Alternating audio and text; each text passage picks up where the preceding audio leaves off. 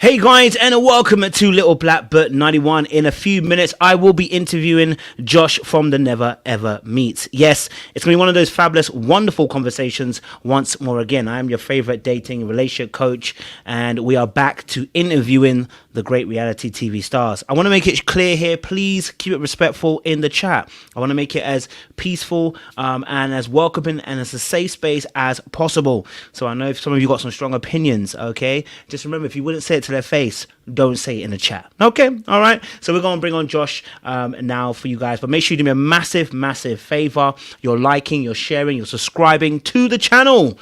Okay, all right. Make sure you're subscribed. Don't play with me now. All right. And if you haven't done so already, become a member. It's £1, $1, and it means you just join in when we have our members only lives. And sometimes these interviews I do the members only, just because, you know, we want to keep it to the family business. You know what I'm saying to you? So I'm going to bring on Josh now. We're going to get in some conversation. We're going to go back to what we used to do, baby. Okay, all right. Well, you know how we used to do. We used to go with the human verification. We back, baby. Okay, it's been a long minute. I missed y'all, but we back. Okay, I appreciate it. Master Josh, how are we doing today, Captain? How you doing, brother? I am good. I'm feeling good. I'm feeling good. I'm feeling good. You know what I'm saying to you? So It's good to have you on board, sir. I appreciate having me.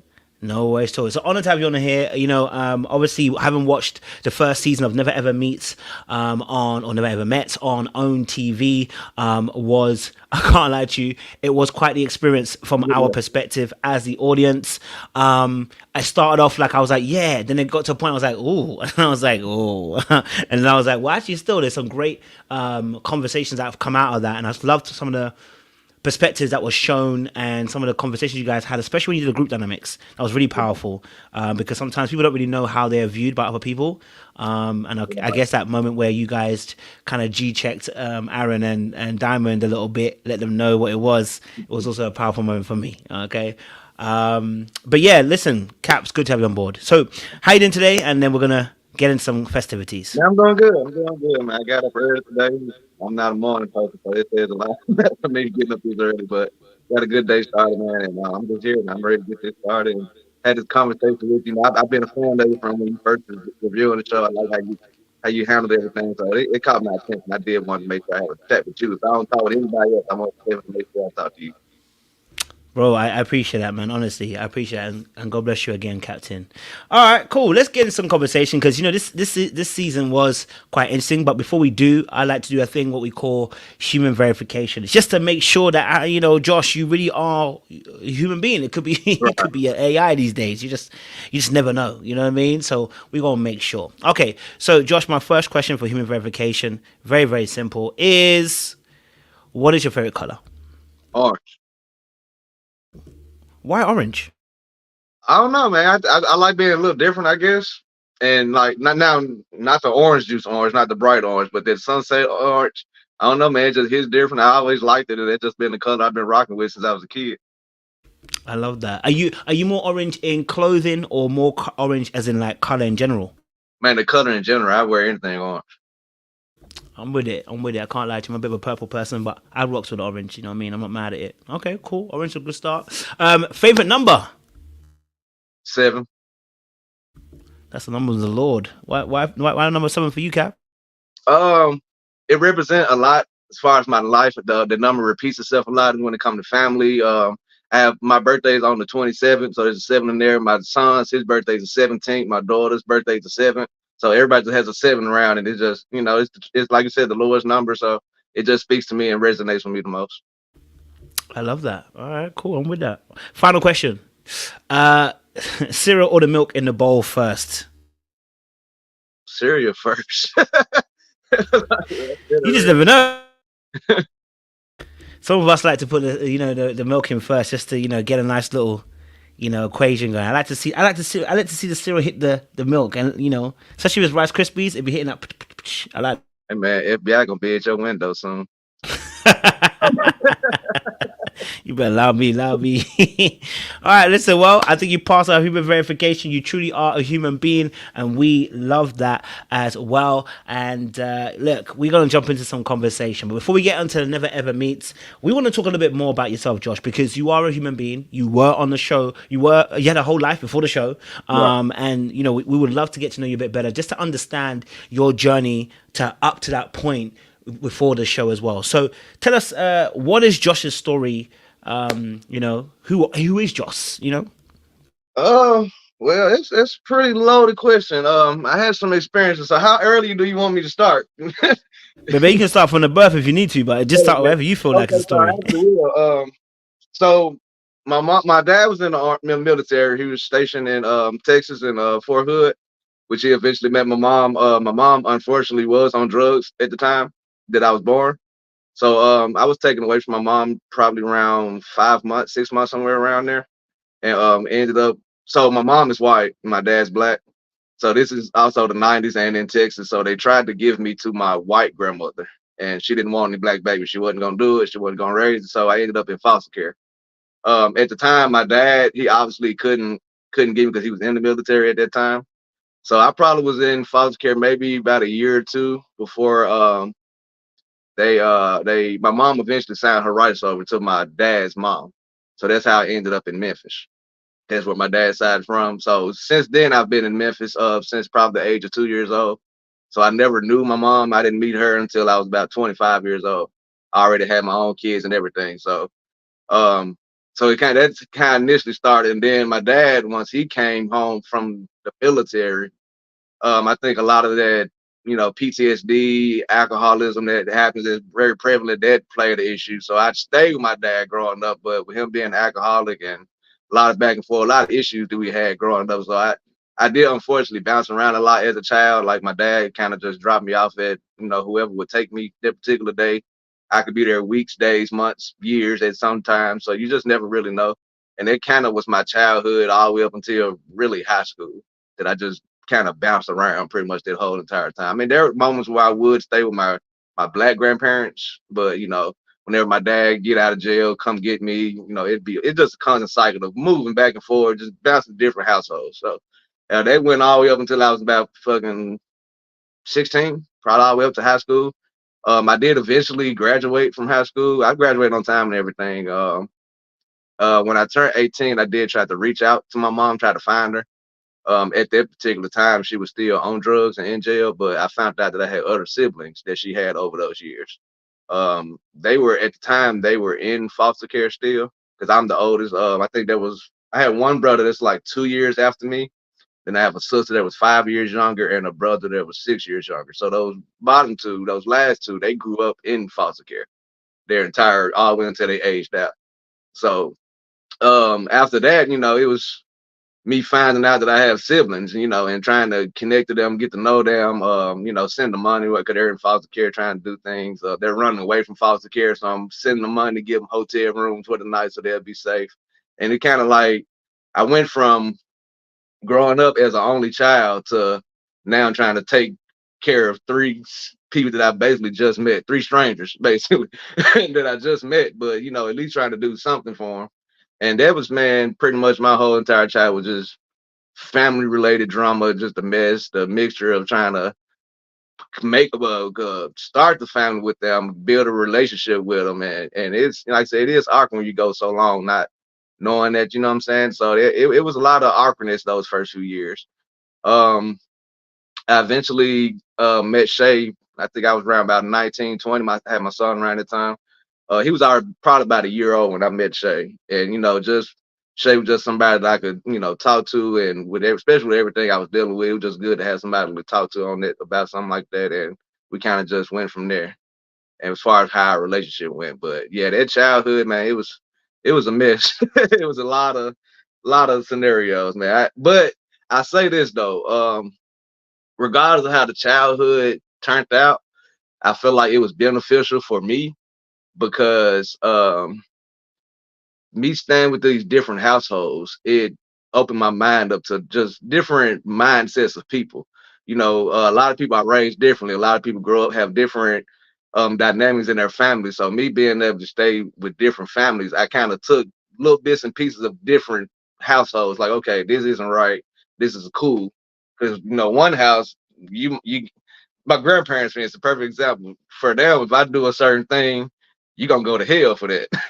That's just what it is. You're going to hell for that. But then another family's like, oh no, it's not that serious. You know what I'm saying? It's not that. So a lot of that just taking different perspectives from different households. And I do think they helped me out as far as just my diversity growing up, me being open minded to other people, accepting other lifestyles, other cultures, or even sexuality, just being able to accept that from other people because I was around it early, you know. Wow, man, that is quite a formidable beginning to life. I mean, Yeah. you talked about mum signing rights over, PTSD and alcoholism within the family, from one of both parents. Bounced around a lot. High school moments that you had. You had a grandparent that didn't want you because you're black. You know what I mean? Yeah. Like, Mhm. you reach out to your mum later on in life where you feel like you're gonna be more, grown and as a teenager, 18, and you find out she's on drugs. But then you find out obviously you have other siblings as well. Then you end up becoming a carer almost in a sense for these younger people. So you haven't even really lived your life in a sense, and you're Man, almost like my childhood was gone. My childhood was gone before it started, man. Had to grow up that fast. is a lot. Yeah, and then just like I said, just growing up in Memphis, that's another dynamic on top of that. Just the dangers of the city, just being the only mixed person in the hood, especially back in the early '90s. So it was a lot of dynamics there. A lot of grew up fighting a lot. I was around drugs a lot. I was around. I had uncles who sold drugs. I had uncles who killed people. I had family who been killed. So I was exposed to a lot of this stuff early. Even just honest drugs, sex, all this stuff. I was around it before the age of 10. So it's like when I think about me now as a parent and my son, he's be 15 in a couple months. I remember thinking when he was 10, 11, 12, he still think girls got cooties. You know what I'm saying? He's still scared to kiss girls. Whereas when I was his age, I had already had sex, I'd already knew what all of this was. We was two different dynamics. So I like, I'm happy for him that he was able to grow up not in that lifestyle, but to not have, like I said, that childhood from mine was gone from the jump, early.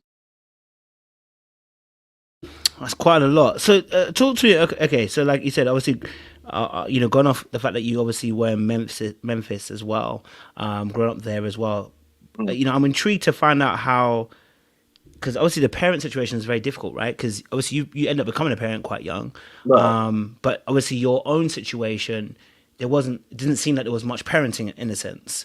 So I would love to know your experience, how that affected you growing up in terms of not necessarily having, that consistent mother and father figure that could really kind of input into you, and cover you in those formative years of your childhood. Yeah, honestly, man, I didn't realize it was an issue until I was an adult. And the reason why I didn't realize it was an issue because I still had to focus on what was in front of me at the moment. Like I said, so to give you the dynamic with my dad, like I said, I didn't know my mom at all. So it's like I was always told young, I knew she was white, I knew she was on drugs, and I was just told she didn't want me. That's just all I was told as a kid. So it's like I was told that I just let it go. It is what it is. I didn't think much of it. I had to deal with the family that I did have, which was my dad. And like I said, with him being an alcoholic a lot of times, it was a lot of fights between us. He was one of the abusive types of alcoholics. Like I said, he didn't want to deal with me, but he had to deal with me in a sense because my grandma wasn't gonna just let me stay off her all the time. So he just would drop me off to the different people, and there was a lot of dynamics with that because you have some women who they are fine, they're nice people, but then you have some who are abused or some who took advantage because they're upset with him. So a lot of it was I literally grew up on survival. I didn't grow up on love. I wouldn't even with my family. We didn't have family dinners. We didn't hug. We didn't even tell each other we love each other. It's just nothing that my family did. I was just rough. So I didn't even realize the impact of not having that parental growth as a kid because, like I said, I'm worried about how we gonna eat. My dad, he talked to these women, and they would have two or three jobs because they're trying to work, pay the bills. He's gone somewhere gambling or drinking somewhere. So I'm stuck at the house with these other women kids who I don't know them, but shit, we hungry. There's no food at the house. Nobody's there to cook. He's supposed to be the responsible one that's there, but he's not, So sorry about that. Somebody's calling. So he's not. And so I have to do it. So a lot of that came to me learning, like I said, learning about drugs early because shit, we had to eat. I had to learn how to hustle early. That's something that a lot of us was taught at an early age, because if you don't do it, you're gonna starve. It's just a reality of you. So I say that first 10 years for sure, it was mostly just hustling and surviving.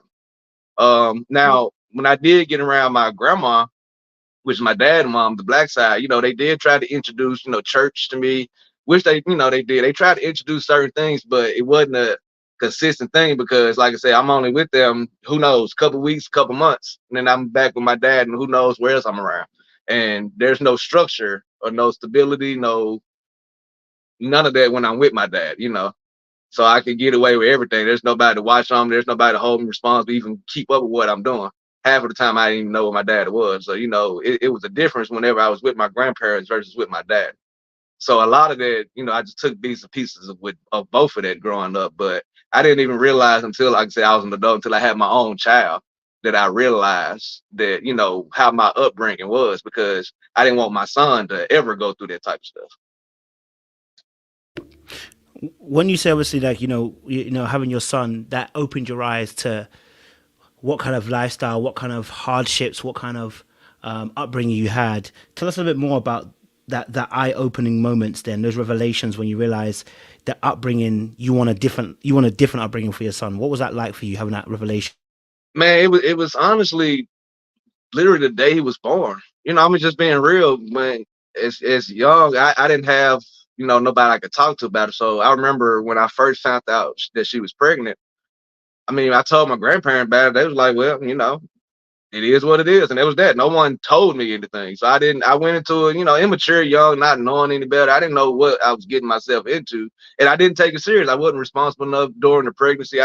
I can definitely admit I should have been way more supportive with her while she was pregnant, but just being young, not realizing the severity of that situation. And then I remember, ironically, me and my son's mom, we got to arguing, and that's the day that her water broke, and my son came out. And so when he was born, I mean, it wasn't nobody but God, was just like a snap of a finger, and I was like, oh, like that's when it finally hit me, like I gotta change. And it was a struggle in the beginning, obviously, because I don't know who to ask. I don't have examples. I don't have role models. I'm the only person who have it. Even me growing up, I was the only one my age as far as growing up when it come to family members. All my family members was either the youngest family member I had was my auntie, and she was 12 years younger than me. And she was more like a sister because we grew up together than a auntie. So I didn't have anybody around my age other than older people, but they didn't even have kids. Me and my dad was the only ones that had kids, basically. So I didn't know who to go to about it. So a lot of it was learning experience, but it was starting to like look back on it. Like I said, about this time, I at least knew of my mom. Around this time, I didn't know what she looked like. Still at this time, never knew what she looked like. That woman could have walked past me every day, and I would have never known. I just had a name, and that was it. I didn't have a picture. So when I finally reached out to her, and it's like I said, this is right before that he was even born, and just seeing that she was still in drugs, still in jail, still choosing her vices, and my dad still choosing his vices. It was like, well, it's just up to me, is I just got to figure it out on the fly. And I might not have known how to be a parent. No one taught me how, but I knew at least what not to do from my experiences. I knew what happened to me, and I was like, okay, I'm not gonna make him feel that way. I knew that much. So I would always make sure at the very least I don't do the shit that my dad did. And then everything else, I mean, there's no manual on being a parent anyways. All of us just figure this shit out as we go. So Obviously, men need their fathers, right? Boys need their fathers. You obviously a father to your son. Comparing that relationship between what you experience versus what you're given to your son, what are some of the differences that you've kind of like implemented in the relationship between you and your son, and what you didn't have with your dad? right. So like I was saying earlier, with just even the mindset, where his mindset is at the same age where I was, like I said before, now I was already doing all these things that I shouldn't have been doing. Whereas, like I said, now my son, still, he thought for the longest girl still had cooties. He had a childhood, and that was my main thing. I was able to let him be a child. He didn't have to worry about how he was gonna eat. He didn't have to worry about where he was gonna sleep that next day. He didn't have to worry about none of that. He was able to be a child and have fun. He can go. We take him out to places. I traveled a lot as a kid, just from high school, different organizations I was in. So I knew to make sure that he go see other things. I never wanted him to get used to Memphis, because you can get very comfortable down here because of just how the dynamics are. I didn't want him to get used to this. I wanted him to know that there was definitely much more out here in the world than what you're seeing every day.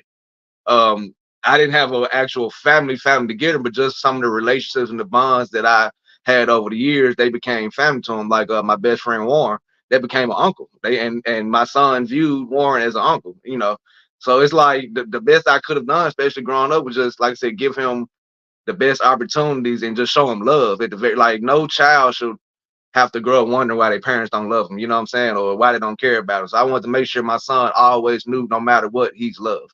And I remember when he was about 6, 7 years old, he even told me, like, why do you always tell me you love me? And it's like, because I want you to make sure that you know that. That's one thing I don't want you to ever have to wonder about, and try to figure out why, dad is not talking. Why I'm always make sure I talk to you regardless of the situation. And then just the honesty of it with him. I felt like that played a part with me and my dad's relationship being as bad as it was. I'm sure you had your issues and stuff. The problem I had was you lying in my face. And I knew I was a child, but I'm not stupid. Because of the way y'all raised me, I'm not a child no more.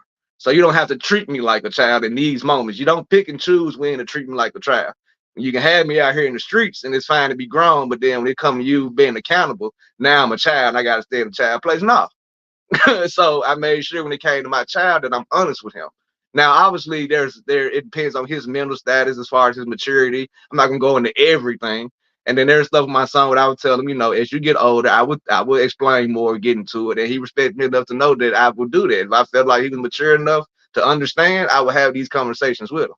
And so a lot of it, just my son, I just made sure I gave him that love, that support, and that respect. And he gives it back to me. Like I said, the bond me and my son have is amazing. And like I said, it's refreshing because I wish I had that relationship with my own dad. So I'm having it with my son, and I'm okay with that. No, I love that, man. I love that growth, and that revelation as well. Okay, so um, obviously looking back now as well, how do you feel like not having a mother present affected you? Looking back at it now, Yeah. how do you feel like not having the mother, having that almost like that abandonment in a sense, from your mother? How do you feel like that's affected you up until today?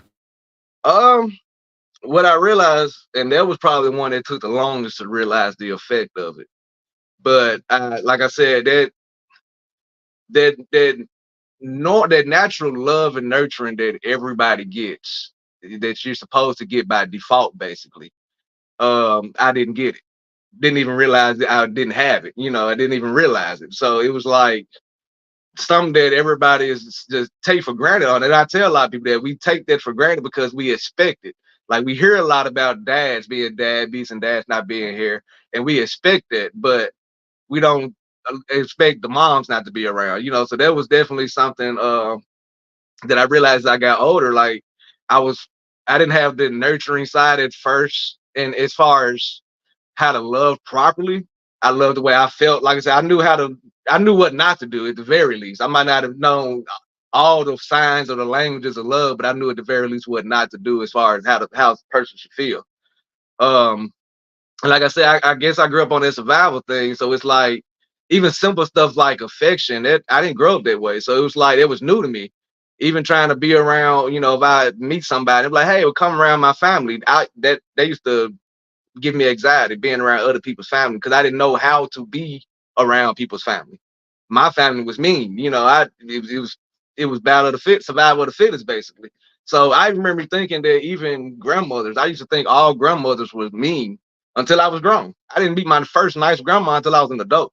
I just thought all grandmas was mean because of my experiences. So I realized that I was clearly naive on the love side of things and just the understanding of stuff because, like I said, I didn't know it, and it's like when you don't know what you're missing if you never had it, you didn't even realize it. So it took a lot, like you said, in the abandonment issues, because of like I said, how everything went when I was younger. It's not that I had like I never latched on anybody. My mindset was always, if you didn't want to be here, you can go. I was never gonna force anybody to stick around, and so, and I never wasn't gonna stick around. If I felt like the love wasn't genuine or the relationship, whatever, if I felt like it wasn't genuine, I just leave myself. So a lot of that was probably self sabotage and not giving people a chance to hurt or even giving them a chance to abandon me before you do it. I'll just leave before you can do it. So that's where kind of a lot of that went. So I had to learn patience over the years, and that was one of the main things I had to learn, just being patient with people. And like I said, I used to cut people out over anything because that's just how I went. Hey, life keeps going, and it's like I couldn't cry over who wanted to be here and who didn't want to be here. I couldn't cry over that. So No, I definitely understand that as well. Having not the time to kind of process what's really gone on with you, having to be in survival mode, having to survive on your own, having to survive and help other people. Like you just never have a time. You just never had a time to really address emotionally how you feel. There is no luxury. There's no luxury of time of dealing with yourself at that point in time. So, that's got to be put to the side. That's not important right now. yeah. Obviously, with that, then going into relationships, then what was that like for you? Because obviously you had a child by 19, right? So, in your kind of obviously at that point in time, what was your mindset just before you have your son? What's your mindset at that point in time then going into relationships? Honestly, I avoided the relationships. I had situationships that they would say. I had people that I would talk to, date with, mess around with, but as far as that getting all in, I avoided it in a sense. Now with my son, mom, we were dating, but we were both had. I think we both met around our senior year in high school, and then we went to two different colleges. So even there was a distance in the beginning, and then so it's like I didn't have to deal with it because you wasn't right in my face. She was a couple hours away. Man, when she was in school, I was working and going to school at the same time. So I think we just and then just young kids just messing around, and she ended up pregnant. We actually called ourselves boyfriend, girlfriend, and then I say, maybe a month before we found out she was pregnant, that's when we had broke up. And then we found out she was pregnant after that. So it's like, we discussed it then, like, hey, how this gonna go? But like I said, with my mindset, I didn't want to be in a relationship, so we just decided, to just co-parent and just leave it at that. And it's just how it had always stayed. So we co-parent, but we just never got together or tried to work, be a family and everything. We just never did it. And it just always had stayed that way.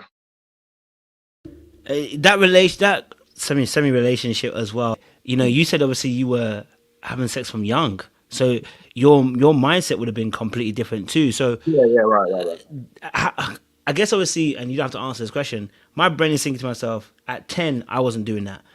It wasn't necessarily around me, so that's probably why also I got to miss a lot of that stuff, right? But I got exposed maybe towards sex around about 13, 14, but I never engaged in it. Right. What was happening that at 10 years old that you end up engaged in sexual activity? Because that's such a young age, and you know what I mean? Like, that's Yeah. not everybody's story. So at the time my dad was dating this one lady. She had two kids, and we were staying in a real rough neighborhood. So one of her sons was 2 years older 2 years younger than me. The other son was 9 years older than me. So I was 9 at the time and he was 18. He was a drug dealer in the neighborhood. And unfortunately a lot of women would do whatever to be around a drug dealer. So one particular night he told her, like, hey, have sex with my two little brothers and have sex with them, and she did it. And so that's how I had lost my virginity. It shit opened a whole new fucking world to me at that night. Which at that age I knew about sex, but for it to actually happen, that's when it happened at that point. And so and there was another thing I didn't realize until I was an adult, how that played a part into my upbringing and my sexuality. I was very sexual because of that, and I didn't even realize until I was grown that played a part into that. Because just being real, growing up in the hood, being that age, um, shit, I was the man. I was 9 years old and had sex with a grown up. That's how I took it. We didn't know any better back then, so you couldn't tell me shit at that time. So like I said, I didn't even realize until I was an adult that I was molested. I didn't even see it that way back then. It was almost like a badge of honor. So that's how that kind of played out. So like I said, by the time 18 came, shit, I'd already had a few bodies, unfortunately. So I appreciate you sharing that, and sorry you had to go through that. I know, but it's you know what, it's so mad. I think when boys talk about this, right? When we talk about this kind of stuff, so much of a different perspective, right? Because yeah, I think you're right. I think where we grew up, if I had it at 9, I think I'll be celebrating. Can't yeah, lie to you. yeah, I wouldn't be. like I won't be looking at the damage. I'll be looking at damn man got it at 9. You're right. Man's a man. You know what I'm saying to you. But yeah, I also understand now, as I grow up now, the damage that it can do to us in terms of us being able to. Again, it's another piece of safety that's removed from underneath you again. You know what I mean? But right. it's infused in the lifestyle. So it's almost like at least if this rug has been removed, there's some pleasure from this situation. Do you know what I'm saying to you? Yeah, And I'm getting applauded from another mandem, and I mean, I can tell a cool story. And we don't see it that way at all until we get into relationships, and then we don't even realize then until maybe a little bit later on that yeah. how it really I affects tell us. you how I figured it out, and this is why I always bring up Warren all the time because of just how such a good friend he was. I didn't realize until he told me because he was like, I've noticed every time something goes wrong in your life, every time you upset, every time whatever the situation is, your feelings get hurt, your heart broken, your first thought is to go have sex. And then when he said it out loud, it was like, damn. It made me think about it. Like that was my defense mechanism because of that. I felt like that was the only way. This is where that abandonment issues come from too. I felt like the only way that I was wanted is if I was having sex. And I felt like if I didn't have sex, nobody gave a damn what happened to Josh. And that's just how I felt. So whenever something was wrong, that was my default to go do. And it took Warren actually saying that and like, you need to work on it, and because nobody ever said anything about it before. Nobody even mentioned it before. So I didn't even, like I said, I didn't even realize it was a problem until I was a little older. Even them younger days between what 18 and 20 when I had like real freedom. I mean, I had freedom growing up, but when you're grown, you really have freedom. I can go out of town whenever I want. Oh, I was acting a fucking fool. I was just doing it, and it wasn't safe. And I didn't even realize how trifling and nasty that was and how dangerous it was until later on. A lot of this stuff no one taught me that type of stuff. No one had these discussions with me. So I just didn't realize it was an issue. I just thought, hey, I'm a light skinned guy, I ain't just that ugly, I'm the man. That's how I looked at it. I got bodies out here. You can't tell me shit. I took it the wrong way because even the people that I was around, the older uncles, the people right there, they were like, oh, man, look at young bull out here getting it. They hyped that behavior up. So it made me think of like, oh, I ain't doing shit wrong. This is what, even women sometimes, the crazy part about it, some women wanted me more when they found out that I could get girls or have a lot of, what I'm saying? That made them want me more. On top of me growing up, I'm bald headed now, but shit, I used to have curly hair. There's a lot of it back then. So a lot of women you could tell was trying to have sex with me because I looked, my eyes changed color. Like I knew this as a young man, and I'm not saying I took advantage of it. I'm like, hey, I know I'm good. I know I'm able to get my way. You know what I'm saying? So and I had that mindset for a long time. And it took somebody like Warren breaking that down to me, like, no, you're going about that the wrong way. Your mindset is fucked up on that. Because he grew up a different way to me. He grew up sheltered and kept away from all that type of stuff. So it was just a different mindset and perspective that I never even considered before because everyone that I hung up with, we all had the same mindset. A lot of same experiences. I just didn't realize it was an issue. No, and you know what? It's such a powerful thing that you said because obviously, I always keep it real. Like, I had a 3 year period where I was just slaying everything, and I can't like, and mine was much later than yours. So imagine mine is actually a much more formative year when I have much more understanding and a bit more. I have, some wisdom, but you don't realize, and I call it the self-destruct button. You just don't realize, right? Because Right. it's your coping mechanism, right? So you don't realize that freedom and opportunity and trauma together. When it comes to women, you're just gonna keep hitting and hitting and hitting and hitting. And at first, it feels good because in reality, you're gaining a rapport, a reputation. I don't care what any woman says. Women love that stuff. I learned that all that chat about women don't like men that are players is a lie. It's Yeah. a lie for the pits of No, hell. They It love you. And so you're even gaining more by speaking. I mean, it's an art of seduction anyway, but is. by speaking more about your conquests and what you do, and the fact you don't really care whether if you want to go, you don't want to go. All right, I'll find someone else. And all Right. of that kind of behavior sends you into this place of this kind of false sense of security of I'm a king. You know what I mean? I got my ish. You know what I'm saying to you? And then one day it just crashes around you, like Right. emotionally. You realize that this isn't fulfilling anymore. It's no longer fun. You know what I mean? And actually, maybe I'm a little bit lonely because actually, blood, I'm all over the place and I'm having too many scares and you know what I mean, like too many phone calls. Like I think, and it's like and you know. So after a while, I guess the point is that actually it's not really that worth it. But in the midst of it, in the beginning, you know, in the middle and the beginning and the middle, it's fun, and you don't think anything of it. In all honesty, so I do understand that thought process. You know. Right.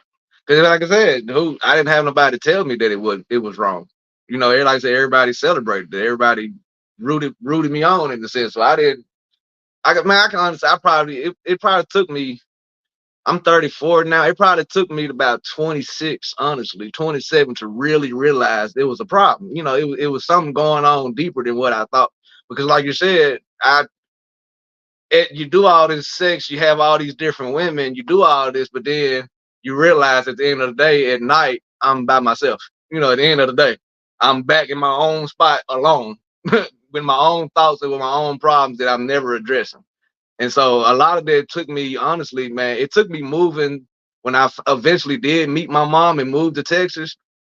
That was like my way of getting away from Memphis and getting away from that environment and try something different. And going to a state where you just pretty much, well, a city where you don't know anybody at all. And it just, my focus there was trying to build a relationship with my mom and them and not even think about me and stuff. So I will say that was a good distraction from that and helped me get past or even self reflect on the decisions and the mistakes that I was making at that time doing that. But like you said, at the same time, I still couldn't even focus on that because now I got a new issue with trying to meet my mom and get to know her and get to know all those intricate things about it and those uncomfortable situations. So it's like I can honestly say, man, my first 30 years was me trying to balance fucking trauma, trying to, figure this shit out. Cause like you said, when I grew up, my people didn't believe, and especially my grandparents, they didn't believe in therapy. They didn't believe in getting help. They believed that you just pray it out. And you got the devil in you. They didn't believe. My grandparents didn't even understand mental illness and how they can pass down from your mother, which my mother has a lot of mental illnesses, even addiction, stuff like that passes down to your children. My grandparents didn't understand that type of stuff or didn't want to. So they had the image at church. They were church people. They didn't want, the church to know that I'm going to the mental places and stuff. So, that type of stuff that I should have got the help young, where I should have got it, I've never gotten it. So it's like you said, I had to constantly deal what was in my face and then deal with the new shit that's coming on. I never had a chance to actually heal and focus on what my problems was. And like even now, I'm still I've got maturity now and awareness that I know, okay, there's problems and there's something that I've been working on with the last 5 to 6 years. But it's like before that, no, I didn't even think about it at all. Like I'm just now, and like I said, in the last 5 6 years, trying to fix my trauma by myself, and I'm still not doing it the right way. But it's an improvement. It's something. It's more than what I've been doing all this time. Absolutely, bro. I definitely understand that as well. So definitely get that. So for you, obviously, you know, almost coming back to where we were at the beginning. Obviously, 19. You got a child now. You're trying to figure out, you know, your mom's situation. Obviously, just a year before that as well, at 18. So there's a lot of things kind of sitting on top of you as well. That obviously, you know, you co-parent, you know, with the mother of your kids as well. What's okay? So talk to me about like dating between 19 and beyond. What's dating like for you from Josh's perspective? What's dating like? Like I said, man, I wasn't doing it too. I mean, I was talking to Shay, and like I said, I guess the benefit of me and Shay's relationship is because she wasn't around. You know, when we first met, she was in Detroit at that particular time. And then she was going to college. Then I think around 21, I signed up for the military. So I was in Carolina at that time. So I bounced around a lot. And then Shay also moving. So it's like I view, especially those first few years, I view Shay as my girlfriend. But looking at it now, reality, obviously, you know, if you just be real, you technically was single. You know, we had that connection, but you technically was still single. Um, so it's like when it come to other girls, when they be like, "Hey, let's get in a relationship," and I be like, "Oh no, I got a relationship." You know, I'm with Shay. I got this. So that was like a way to stay away from it, especially with the physical, with the people in my face. But man, like I said, it wasn't a priority, and I think that's what me and Shay were the disconnect became with her. It's because I would like a relationship and I want it, but it wasn't a priority for me. It just never was because of my upbringing. I was so isolated that I just felt like I didn't have to have it. If it was there, cool. If not, that's cool too. Like I was never gonna press it or force it, and so that just I didn't take it as serious as I probably should have, obviously, because like I said, me and Shay went so long not meeting because of that. I mean, obviously, other things with the moving around and just missing each other, but I can just say it just wasn't the priority. Which is understandable as well. Like, I think what you've been through, someone might say that you have almost like that avoidant attachment style, Yeah, where long distance relationships actually work for avoidance because yeah, people getting too close, too clingy, wanting too much emotionally kind of drains us and makes us want to deactivate and want to create more distance. Actually, a long distance relationship tends to work for people who are avoidant, who don't like to engage in their emotions too much because right, closeness and proximity creates that tension and that the build up in the person. So I guess I can understand why the relationship stayed at a distance for so long because you right, can actually still emotionally connect without having the activation. So like without that person triggering you because they're not in your face. So right, you right, know what I right. mean. If you're at a distance, yeah, I could talk to you today, and maybe I won't see you. So in all aspects, you can almost do kind of a couple of things. You can still be with Shay emotionally, but still be out here with someone else because that person you're not going to get them emotionally, but you get their body. So you can Yeah. almost combine the two, so you don't have to ever commit, which is one of the fears of an avoidant, which is rejection, which is what you probably would have faced with the abandonment issues as well. So yeah, I can understand that a little bit. Yeah, I mean, like I said, that's where a lot of that, where that this, like I said, and it wasn't all the way that I just was straight up avoiding Shay. Like there were definitely moments where I tried flying out there to meet her, and I think I'm not exactly sure what all is Shay's trauma, because as much as she knows about mine, there's still some of it that she's not comfortable enough talking about that I don't know about. But seeing the similarities of how she responds to certain things, I do believe we have some similar trauma in a sense because a lot of that was avoiding on her part as well. Because there were definitely moments where I've tried, coming out there to see her, or even trying to bring her out to Memphis or fly her out, and right before, say a week before the date is, she'll start an argument, and we'll get into it, and she'll block me. So it was little stuff like that that went on in the first couple of years, a few years that we tried seeing each other. There was a time where I went out there to Michigan and she wasn't there at the time, so we tried to see each other and meet, but I don't think we both, obviously we didn't give our best effort in doing it. It was just like I said, if we happened, it happened. If it didn't, it didn't. And those were the moments where when it didn't happen, we might not talk to each other for 6 months or a year after that because we felt like it's bullshit. And then all of a sudden one day I either call her or she'll call me, and then it's just like we pick right back up where we left off. So it was just like a lot of that. That's pretty much how that whole time frame had went, especially those first 7 years, whatever. For me knowing Shay, like that's where a lot of that went. Now, obviously, in between that time, so you obviously end up having a few other relations with other people. Mm. So, talk to me about what's happening here, because obviously, you and Shay are you're dating. I don't know if you would you class it as that you guys are actually fully dating at this point in time. Were both parties aware that they were dating at this proper time? Because obviously, you end up having other relations in between that time. So, make us understand what's going on in that time Yeah. between you and So Shay, I can because say the when we first met, because we met through a mutual friend that we both knew. Because I do have family and friends that's in Michigan, so that's how we initially met. So we wasn't romantically in anything at the beginning part. That kind of came later. But one thing I can say about me and Shay's dynamic in our relationship is that, and I mean, you can say maybe the distance played a part into it, maybe just me not caring too much about trying to hide things, that we've always been honest and transparent with each other from the jump. So when it came to, obviously, when we, even that time where we viewed each other as a couple, like there were times obviously I would go have sex and go have the physical part of it. And I mean, me and Shay had a relationship that we were just honest about it. Like I would tell her, and that was our main thing: is don't bring babies back, and just to be honest, don't lie about it. And so that's just what it was.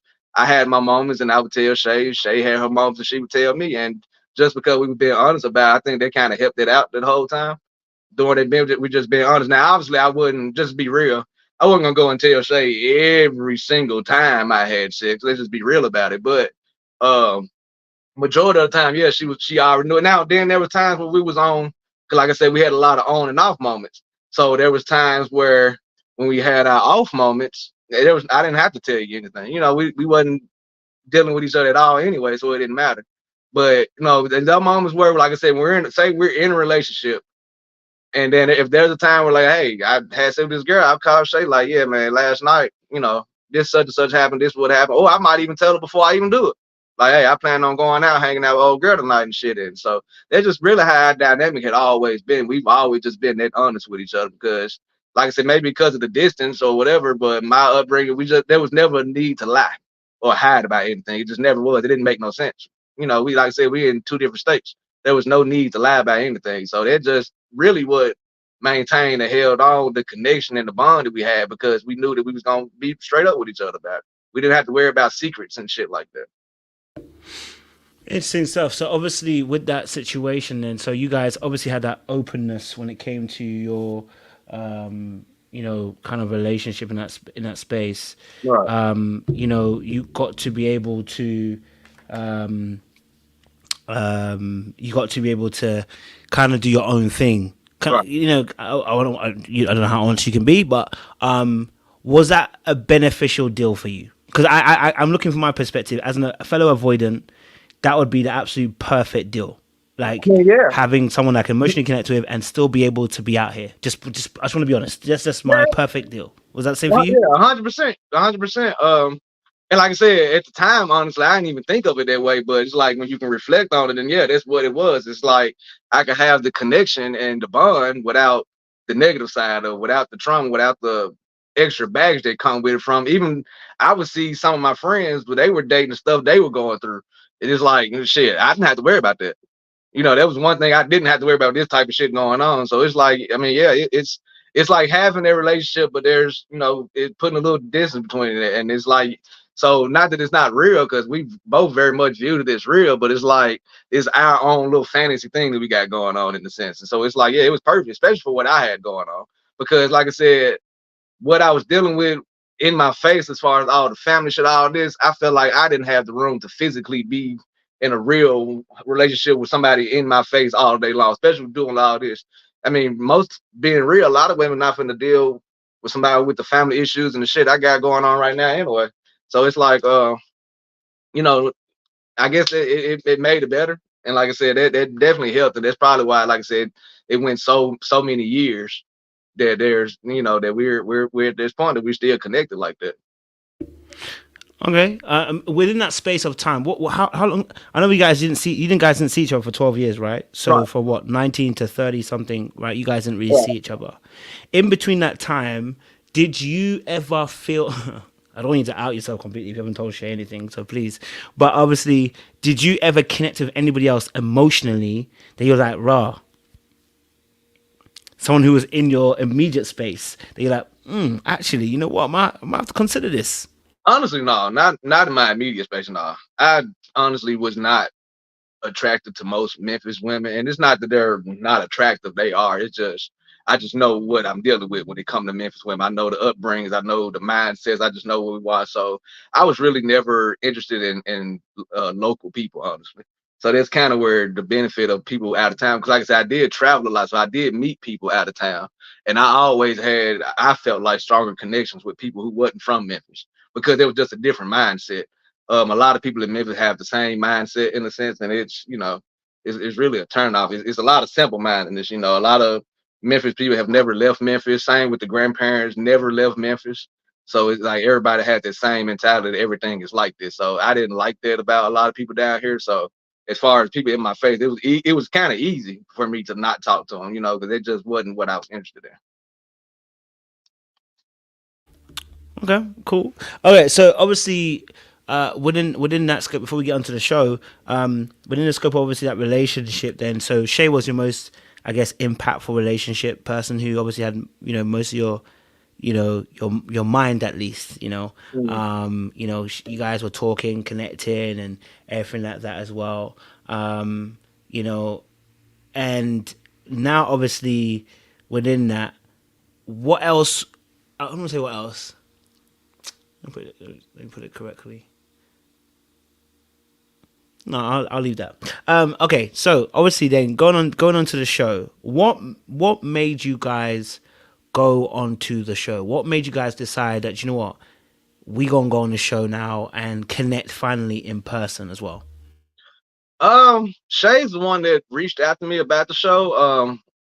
I think leading up to that, that was kind of because I think we did say on the show that how we had an off period when that whole baby situation came. So were still kind of off at that point.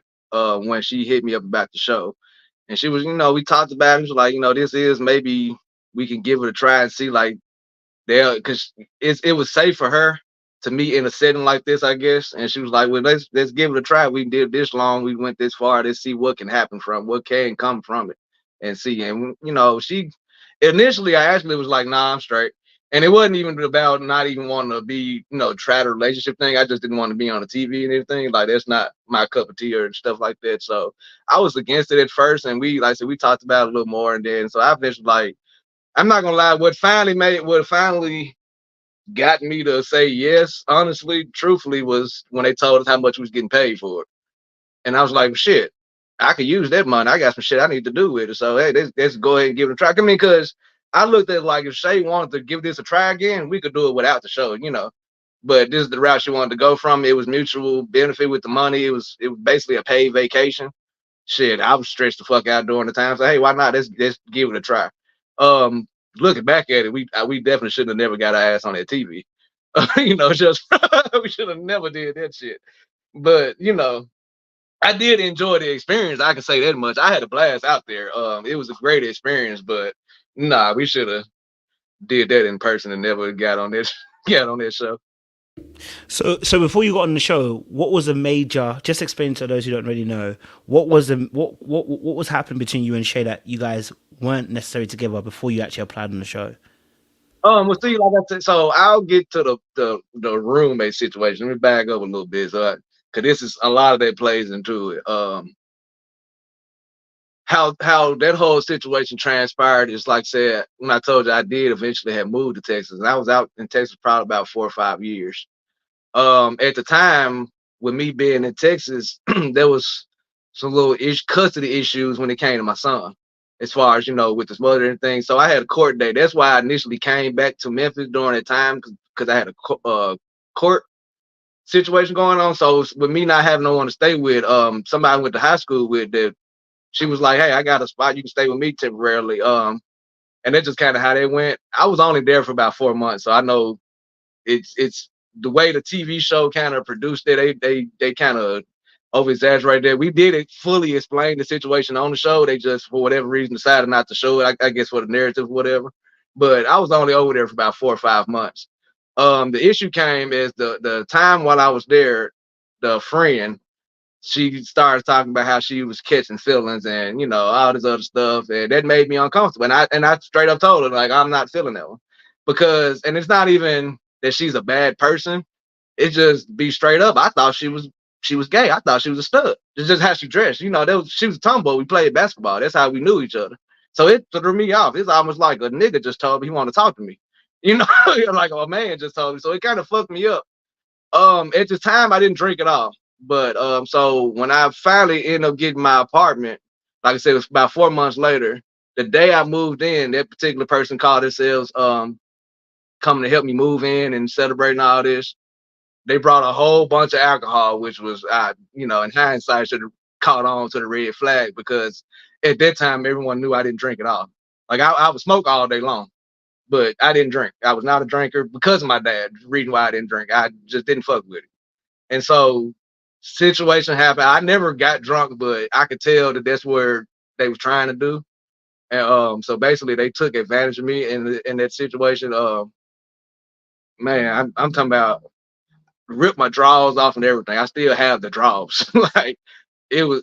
it was a very traumatic fucking experience for me. She was a little heavier. Said she was definitely heavier than me. Now, and I'm because I know how people are. True enough, in the situation, yes, I probably could have physically gotten her off of me, but I mean, I was in shock. I couldn't believe. Like as much as I've had my sexual encounters with different people, I've never had nobody do no shit like this. Like just take it, just force it. Like I like me straight up saying no, and she wouldn't hear none of that shit. She didn't care about like I'm and she ripping my shit out. Like it fucked me up. Like I just never experienced that before. And so I remember like the whole time I just had this look on my face, like I wanted her to feel disappointed, like because I couldn't believe, like I wanted her to feel, and I say, man, it was a few minutes, it wasn't even the whole thing, and man, she when she left, I didn't think too deep into it, and then about a month later, she told me she pregnant, which I didn't even believe. I'm like, how? There's no fucking way, how? And so and when I got that, when she told me she was pregnant, like I knew my mental was already fucked up, but that just destroyed it. Like I literally got into a depressive state that I've never gotten into before. Like I just generally gave up in a sense. Just be straight up. That's why my teeth got the way they got. I just stopped caring about myself, about life. Man, I started drinking after that, like heavily after that. Like I said, this is me going at this point 27 years never drinking.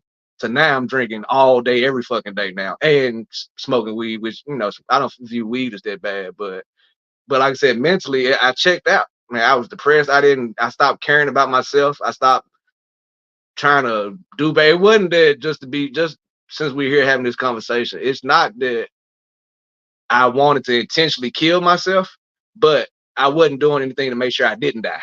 You know what I'm saying? I wasn't going to the doctor. I wasn't eating right. I wasn't doing shit. I mean, there's times I wasn't eating at all. I go through. I just it, and even now I'm still struggling with it. Just mentally, like it just fucked me up. And then it's like now I got to explain this to Shay or even just family members, just friends, just explain this, and everybody fucking laughing at me like I'm fucking joking. Not taking it serious. Everybody think I'm lying about the shit, and it gave me a whole new perspective of even women victims who go through this and people don't believe them and doubt. Like I'm officially in their shoes now, and I see that. Like with you having one of the worst moments of your life, and people laughing at your ass like you fucking joking. And it fucked me up, man. And like I said, I just got to a point where I stopped caring. Even man, trying to face my son and explain that to him.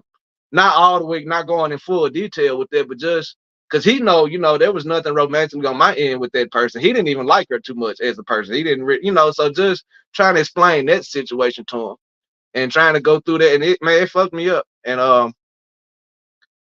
so when I told Shay about it, she, obviously in the beginning, she didn't believe the shit either. She wasn't trying to hear that either. And I think the only reason why Shay eventually got past this because I think Shay was worried about, obviously me lying about it and having a secret family, secret relationship. So I think once Shay realized that wasn't what was going on, then she kind of calmed down on that, and we actually really had a conversation about what happened and stuff. And she said she was sorry for me and everything about the situation, but and then man, I'm not over it, and this is how I realized I wasn't over it, which is ironic enough, and this is kind of private, but I'll go ahead and share this. When me and Shay, when we got this is after we filmed the show, so we stayed in California for a little bit. There was a situation where when me and Shay was being intimate, she kind of got on top of me, and it reminded me of that night. I had a full blown fucking panic attack in the middle of fucking having sex. Like never had that. Like I was embarrassed by it, and luckily Shay, comforted me and she was like, "Hey, it's okay, I understand." But that's not real. I'm not even over this shit still.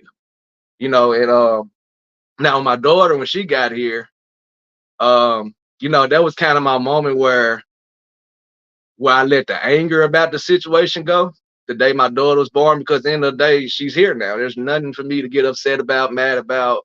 And it's not my daughter's fault. She had nothing to do with this, and I'm not gonna take that out on her because, like I said, with my upbringings, at the very least, I'm gonna make sure that my kids are feeling loved and not feel abandoned. So I never did that with my daughter, but the issue with her mom is because I'm assuming because let me backtrack just a little bit. Even before the situation happened that she ended up pregnant, you could tell she was trying to buy me basically. She was trying to get a guy in a sense. So she was just trying to buy me different stuff. And I'm not a materialistic person. I had an issue with that, and I would tell her like, don't do these type of things, but she would do it anyway. So I guess I should have realized sooner and just cut communicate completely off. But just trying to be nice, and that was my downfall in that situation. So I'm assuming that the situation with that, I guess she thought if she got pregnant, that would make me be with her, whatever the case is, and that just didn't happen. And so after a while, she just started keeping my child away from me.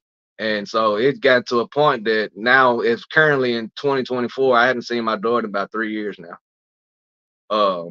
She went through my phone one day, saw that I was still communicating with Shay, and I hadn't seen my daughter since. And so First of all, I'm so sorry, bro, that went through that, man. You know what I mean? Like that right there, bro.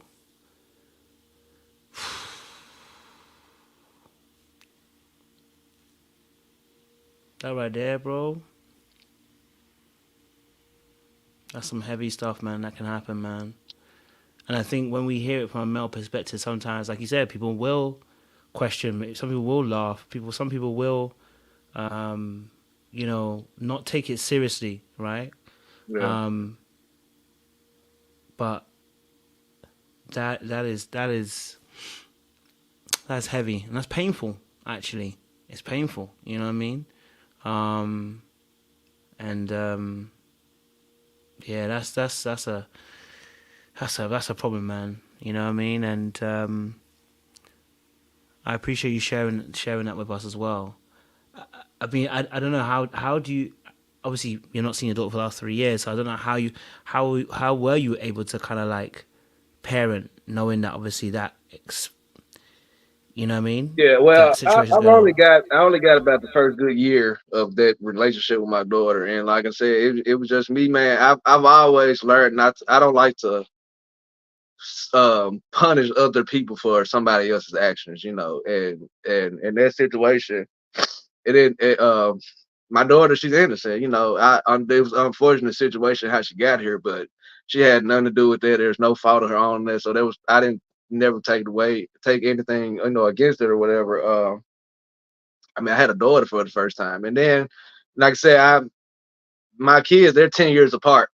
My son, honestly, man, I give him so much credit. My son, he helped me out with the support of that. Just let me know, hey, you got everything good, and he helped me out with his cut. So I guess it does help that me and my daughter, man, we had a bond. We clicked. We had a connection, man. Even I was even nervous how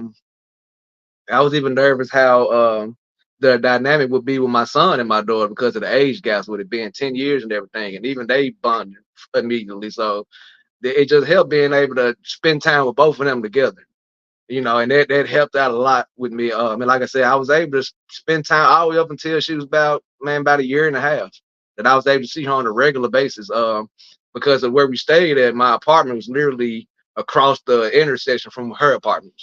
So I was able to see my daughter every day before I go to work or when I get off work. So I guess just being able to see her every day and just have those moments with her, those bonding moments with her and stuff, and that kind of helped out with that a lot. And I feel like even now, like I said, I haven't seen my daughter in about 3 years now, but I feel like if if whatever happened where I was able to see my daughter today, she would know exactly who I am. I feel like that bond and it's strong enough that she would still recognize. She probably and I worry about that if she even remember me because I've reached out so many times over the years. I've tried to call from different numbers. I'm just blocked on everything.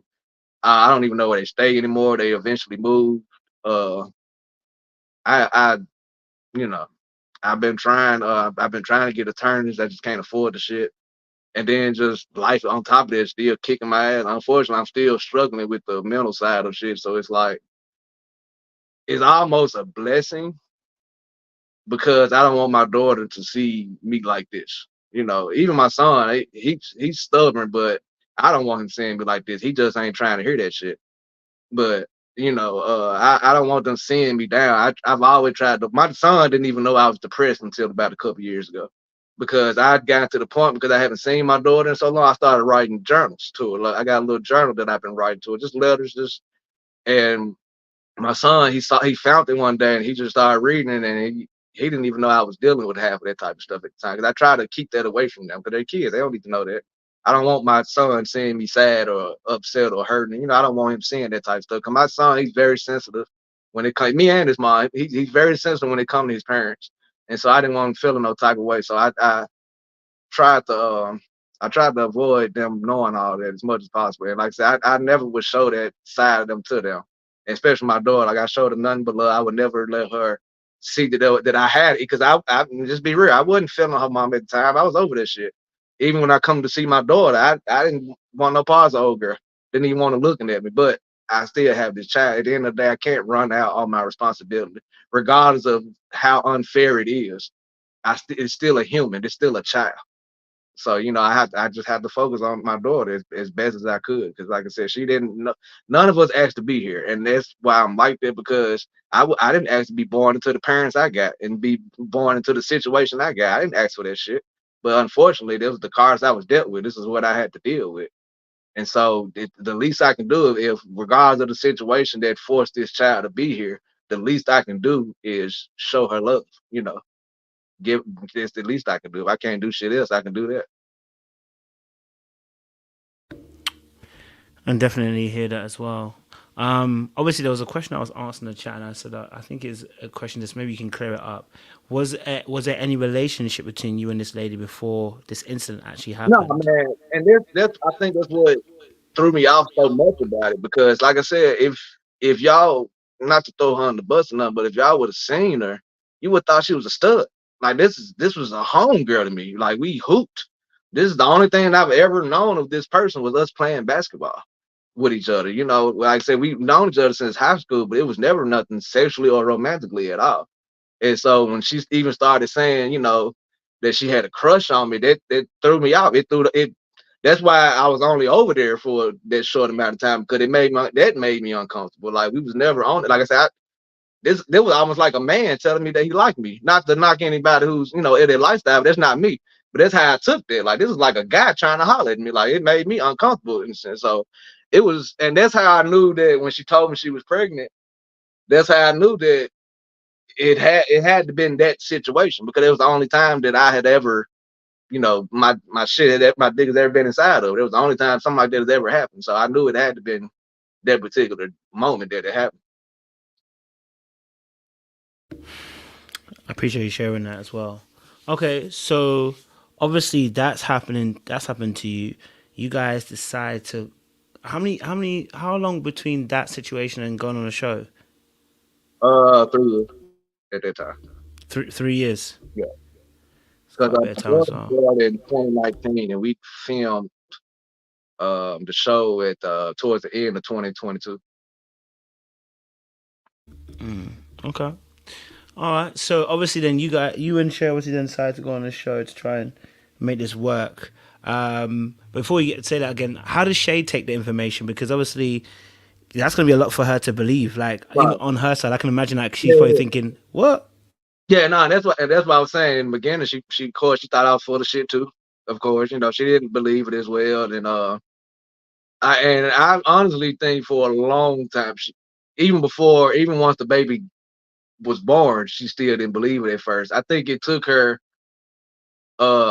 just seeing the dynamic, seeing that it wasn't a secret family or it wasn't a secret relationship. Like, she realized, like, no, some of this shit I gotta be telling the truth about, because I'm, like I say, I'm not living with nobody else. I'm staying with myself, and there's none bullshit going on. And so I think I think she just had to see it for herself in a sense. And once she just took some time and just kind of observed it, she realized that it wasn't done to it. And but then, even if she still had doubts, the way that she started acting after the fact, with me keeping the baby away and all that, they were kind of like, okay, yeah, there got to be some credits to that story, because there's no need to act like that if it was something else. So. Okay. So obviously, then you guys are trying to make it work on the on. Well, at this point, you before the show, you guys weren't together. So Yeah, we, yeah. um, you weren't together, right? So obviously then you get on the show, and you finally meet, right? So that's the first time Right. you guys ever met for 12 years.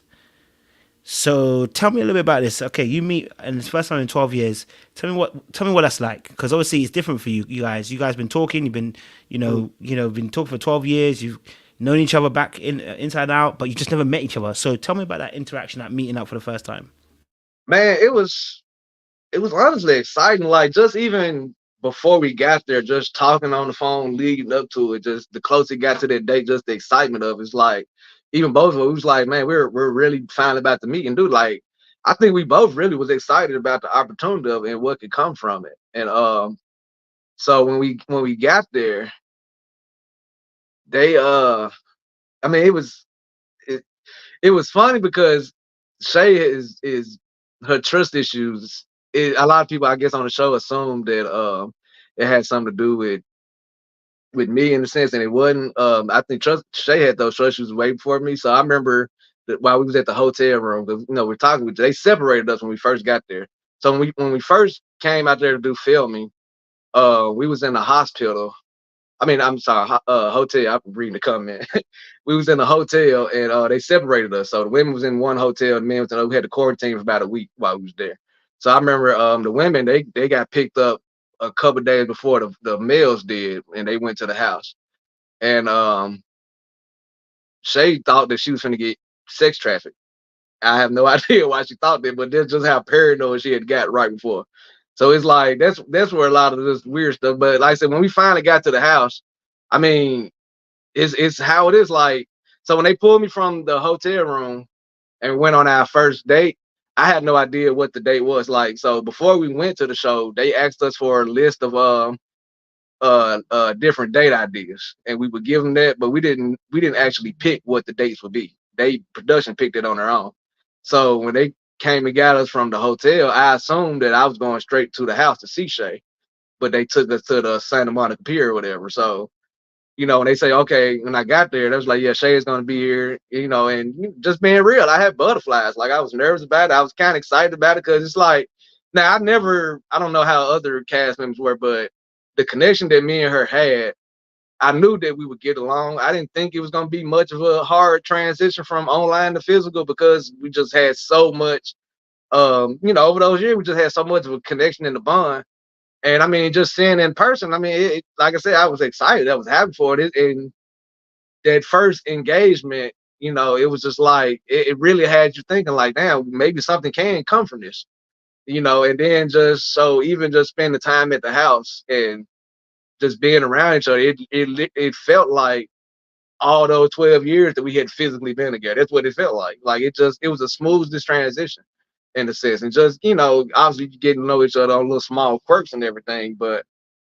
Um, I mean, it was an exciting thing, and I know for me, like I can say for me and Shay both, we definitely probably fell more in love with each other during the experience, being there with each other and stuff. So, I mean, man, it was very an exciting thing. Like I said, it was awkward, but I could say too, I think the experience on the show worked out so much better for me and Shay because I was on the show with somebody who I'm basically a friend with, that I know that I'm close to. So it made the situation so much easier to handle because I couldn't imagine going in this blind by myself with just all the cameras everywhere, the different people everywhere, all the different dynamics that come with it. So, the anxiety of that, it made it a lot easier to navigate through that because I had Shay there with me. And I feel like me and Shay had the advantage as far as just being because we were so united that if we felt overwhelmed, I know Shay. Shay knows me. I know when she's getting uncomfortable. I know when something ain't, and she knows that about me. So we know how to remove each other from certain situations that happen with the drama as far as other couples and everything like that. But I mean, man, I was cheesing. I was happy. I was legit happy. Like it was a cool film. I love that. So obviously, when obviously, it's immediate response is that it's a great feeling. You're feeling good. You know what I'm saying to you, it's nice. You're finally meeting the person that you've been speaking to for the 12 years as well. And then obviously you get you get into obviously further into experiment. So you guys seem to hit off real quick. You know what Right. I'm saying to you? It didn't seem to be taking that long before you guys connected. So Talk to us about where the first road bump came then, because obviously I'm assuming the road bump didn't start when you guys finished the filming. I'm assuming there was Yeah, probably yeah. some road bumps in between that time as well. Obviously before the Well, Alexis you situation, I ain't got know, there yet. yeah. Surprisingly though, me and Shay really didn't have a lot of road bumps in on the show. Obviously the one with the Alexis situation when that whole thing came up, there was a small little speed bump there, and the reason why I say small because um contrary to how it looks on TV, and I understand how it's portrayed on TV, but the reality of being there, it was something that me and Shay discussed about what happened. Like I said, a lot of people don't understand, including the people in the house who were trying to start drama, is they don't understand the relationship that me and Shay have. Like some of these people are questioning the 12-year thing, if it was real, if we just faking, if we're doing it for TV. But the reality of the situation that me and Shay has had this relationship, this bond for 12 years at that time, like that's real. So we discuss everything. We talk about every single thing, including like what people don't understand is say if something were to happen, as far as me and let's say something happened, I tried, whatever the case is, that next morning I would have pulled Shay to the side and like, hey, I fucked up. This is what this is what happened. How do we go about this situation? That's what the other people in the cast didn't realize the relationship we had. So the reason why it kind of blew up a little bit is because during the boom boom scene when we talked about it, is because yes, I discussed this with Shay. Where the extraness came from is because when Diamond introduced that, oh, he tried to fuck her in the hallway. That's what everybody was like, whoa, hold on. Shay was like, hold on. Even I was like, hold on, because there was nothing that was ever said. I never said that. This is my first time hearing this well. So that's where that little bump came in. But us also figuring out that it was something to it because when Diamond came in the room, that's where both of us kind of like, okay, this is something set up for TV. Because at that particular time, we didn't know, I didn't know that Diamond went to Shay because Diamond came to me first about it. Diamond pulled me to the side and be like, "Hey, I called Alexis and she was telling me that you said this and this and this and this, and I don't believe. I just want to know your side of the story." So I told her what I said. No, it wasn't even that deep. It wasn't that. And and Diamond even said, "Oh, I didn't think it was that deep anyway. I didn't believe it no way." And that was that. I didn't think shit else of it.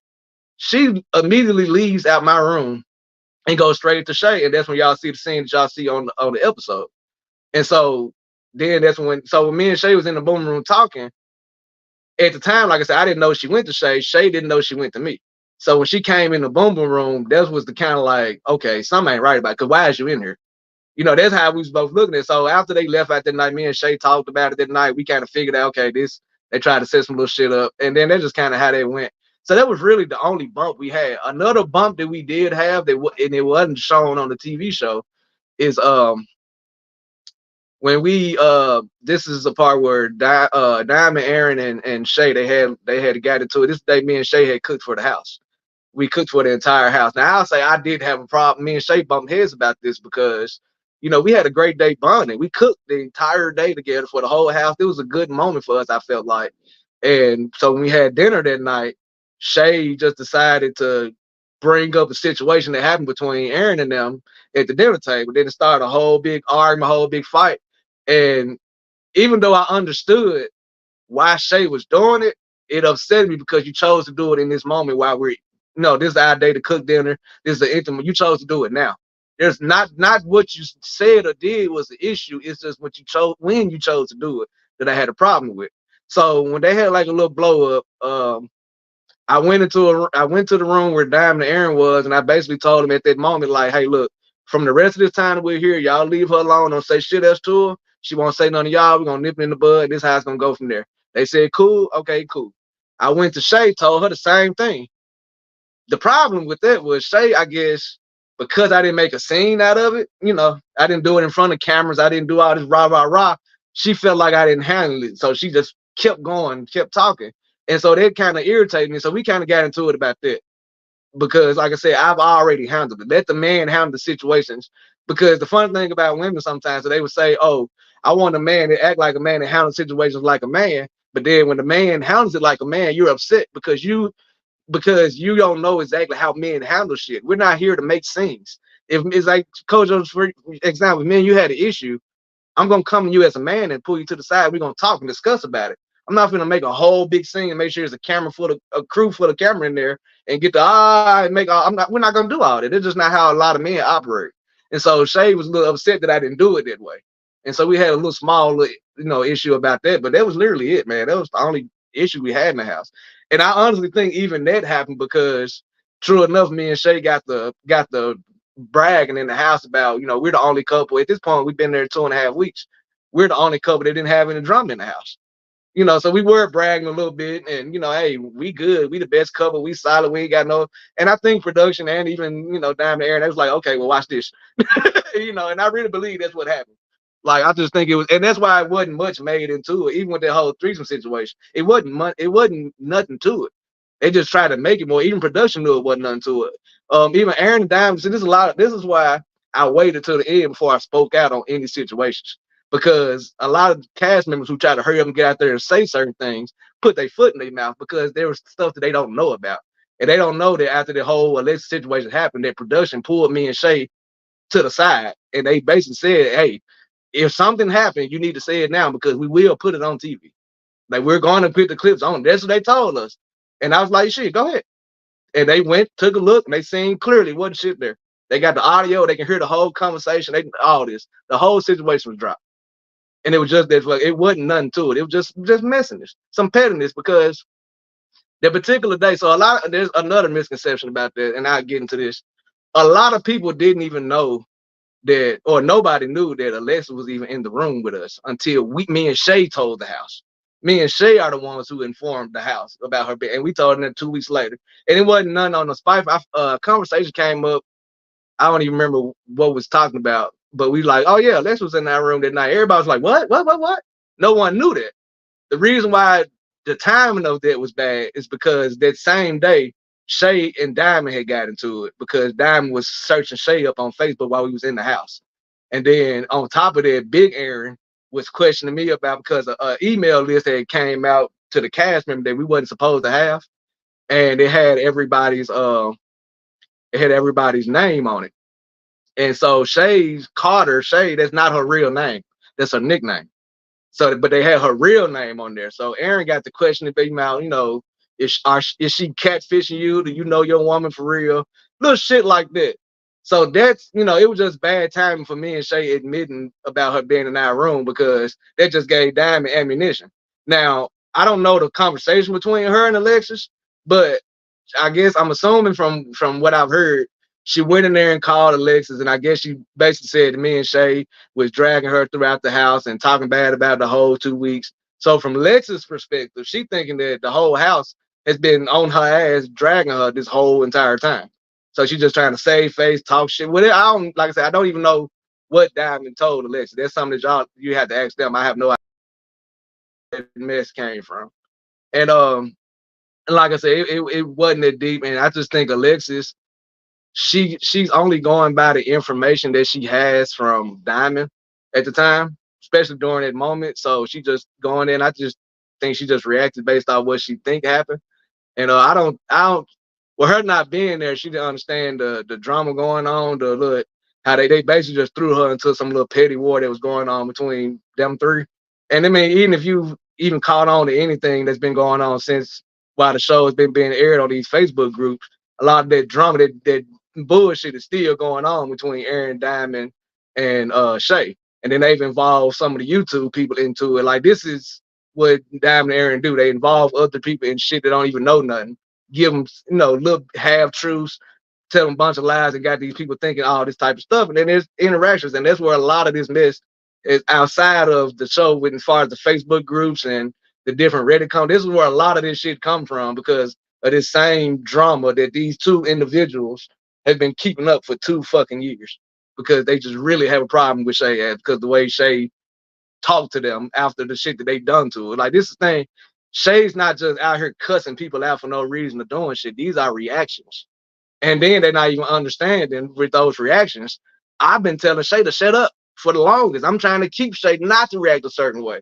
But at the end of the day, she's human. She can only take so much. And they keep messing with this girl. Like I said, that following her around the house, it wasn't a production trick. You followed that girl around the house multiple times. And you always waited till I was gone to do an interview when I wasn't there to do it. they just kept picking on that girl. And the Shay afterwards had enough and just started speaking back out on it. And so that's just where a lot of this that shit came from. Crazy. Yeah. Okay, so just to clarify, obviously, I know you spoke quite a bit. Just to clarify, break it down for me that day because the videos catch you and Alexis in the room talking with Shay. So break Yeah. it down for us. What happens in that moment?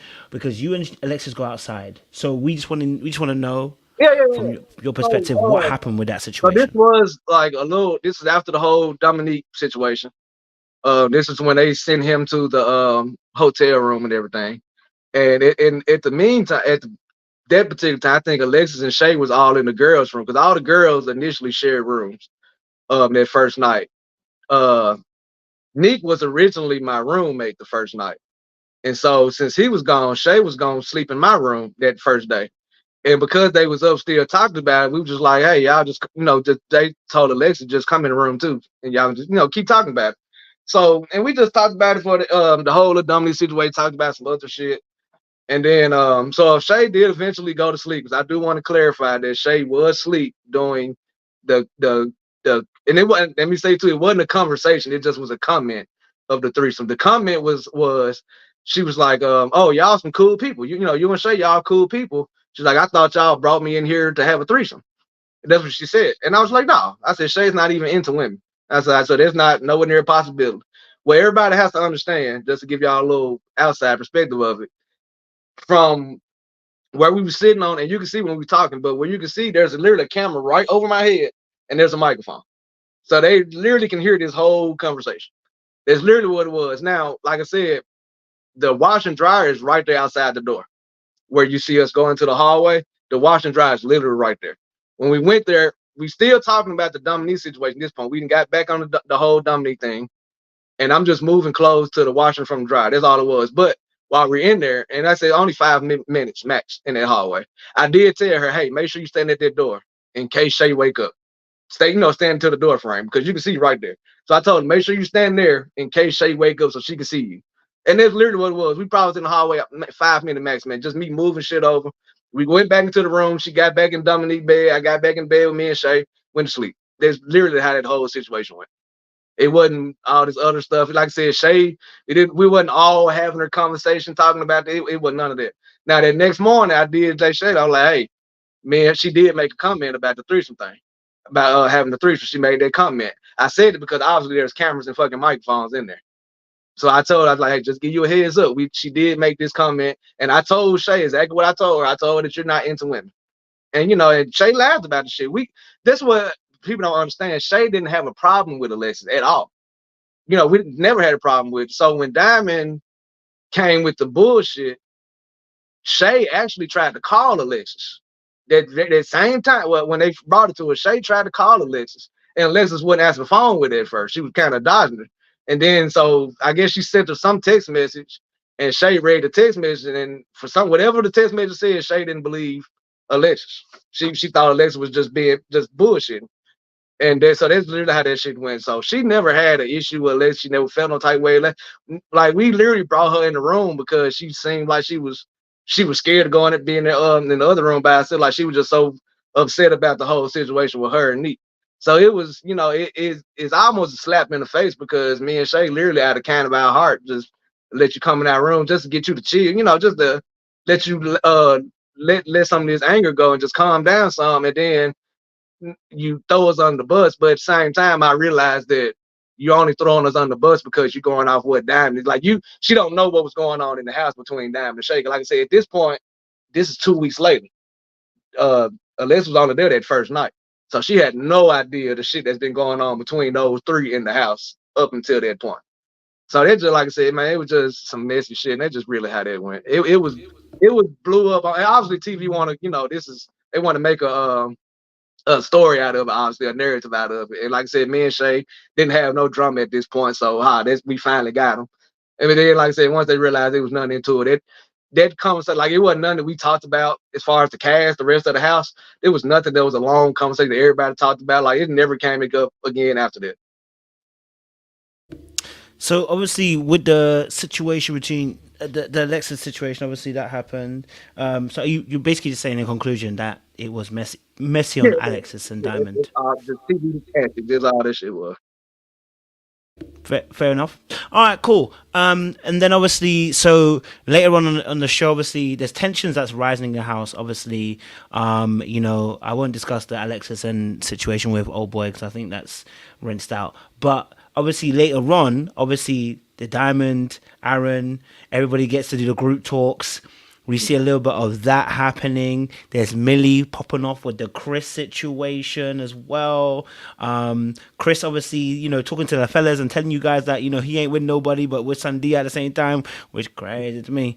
I wanna know, obviously, from your perspective, like, when it came to Diamond and Aaron, you know, of course, there's what they've done after the show, which we see in the Facebook group chats and everything. Was it like that on the actual show as well? Do you find that there was a lot more tension between you two guys, two couples and stuff? In the beginning, no. Like the crazy part about it, I say that first week, everybody pretty much got along. The tension didn't start until Diamond started looking Shay up on Facebook. That's where the tension kind of started coming up at because I mean it was weird. Why are you and then you're doing it without asking. It's one thing you would have came up to like, hey, do you have a Facebook? And I've added you, that's one thing. But to just already be looking it up and then you can't find it, then you go up to it like, hey, I've been looking you up on Facebook all day and I can't find you. That's weird. And them not knowing Shay all the way, Shay felt some type of way about that. That was weird to her. And then on top of it, the next day here come Big Aaron looking her up and then talking about questioning me about her real name and all that other shit. So that's where the tension started coming up then. At the time, honestly, I didn't care enough.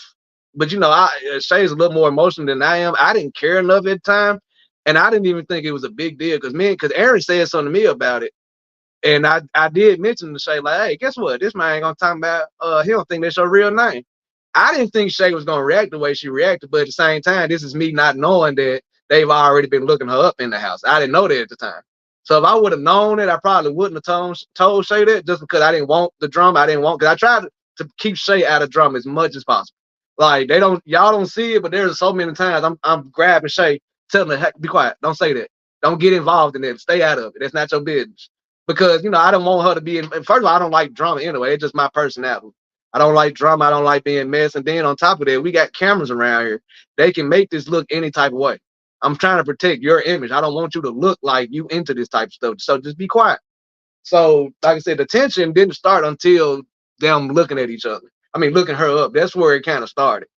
And then it just kind of escalated from them because obviously the producers they instigate, they antagonize, and stuff like that. That's the little slick stuff they're trying to get. So and that's where it kind of came. So by the time that, like you guys said, when it comes down to that last episode where she was showing off the engagement ring and all that, when it came to that point, by this point, the whole house is over their shit. So not that we was hating on them but we all knew it was full of shit. We knew that Aaron was full of shit. I do believe that Diamond genuinely went in there thinking that she was finna find her a man. But as far as all the males go, we knew Aaron was full of shit. So, we didn't think much of it when him doing it. So it's like I said, at this point, everybody just over them two together.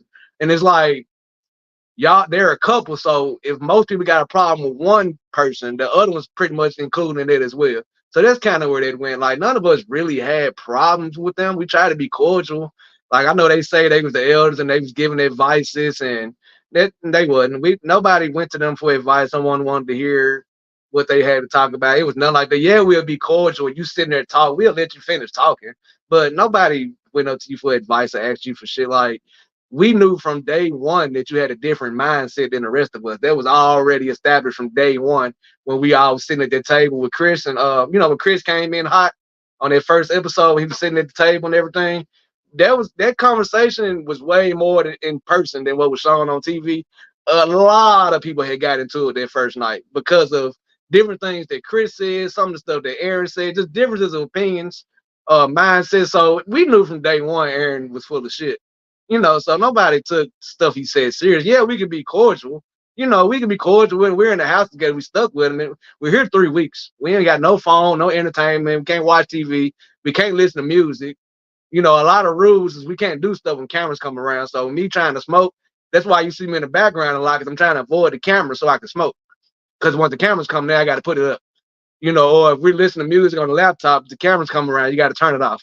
So, you know, it's just stuff like that. It's, you know, so yeah, I think, like I said, by them last few days, everybody was just sick of their shit. You know, they wasn't helping out around the house as far as cleaning up, washing the dishes. They only would cook for each other, type of stuff, and they just come leave the dishes in the washer and wouldn't never clean it up. And it's just like how nasty they kept their side of the room when they was in the room. Just a lot of different things that just was building up, and everybody was just sick of their shit at that point. What was it that what was that people were sick of? Like, what was it that people were actually sick of? Like, when it came to Aaron, specifically the mandem, what was we sick of by Aaron? What was his behavior? Like, we knew it was full of shit because all he would say is Diamond's name. He would scream this shit out 50 fucking times a day. And we just felt like he was acting. He kept, you know, if y'all watch the episodes, even if you see him outside of it now, he talking parables, as I like to call it. He like to say a whole bunch of extra shit to distract you from what you actually trying to talk to him about. He don't like avoiding answering questions. He don't like taking accountability. And we all caught on to this. You know, y'all have questions about the ring as far as y'all viewers go. Shit, we had questions too. And then we would ask him, and then he come give us all these fucking bullshit ass answers and beat around the bush and all this other stuff. It's like, bro, come on now. Like, you know what? Eventually we did get it out of him. He did eventually tell us everything. But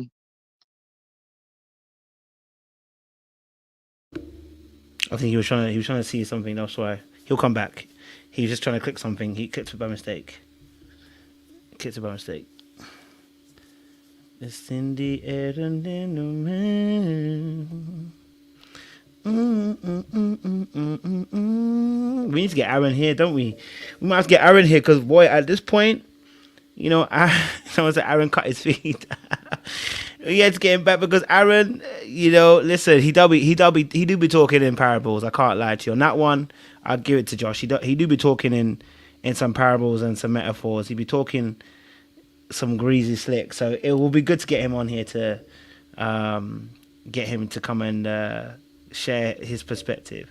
You know what I mean? And the funny thing is, I haven't done no videos on Diamond or Aaron. So to be honest, they should come on here. You know what I mean? But, you know, I don't know if I'm going to reach out to them. I don't know if I can be bothered.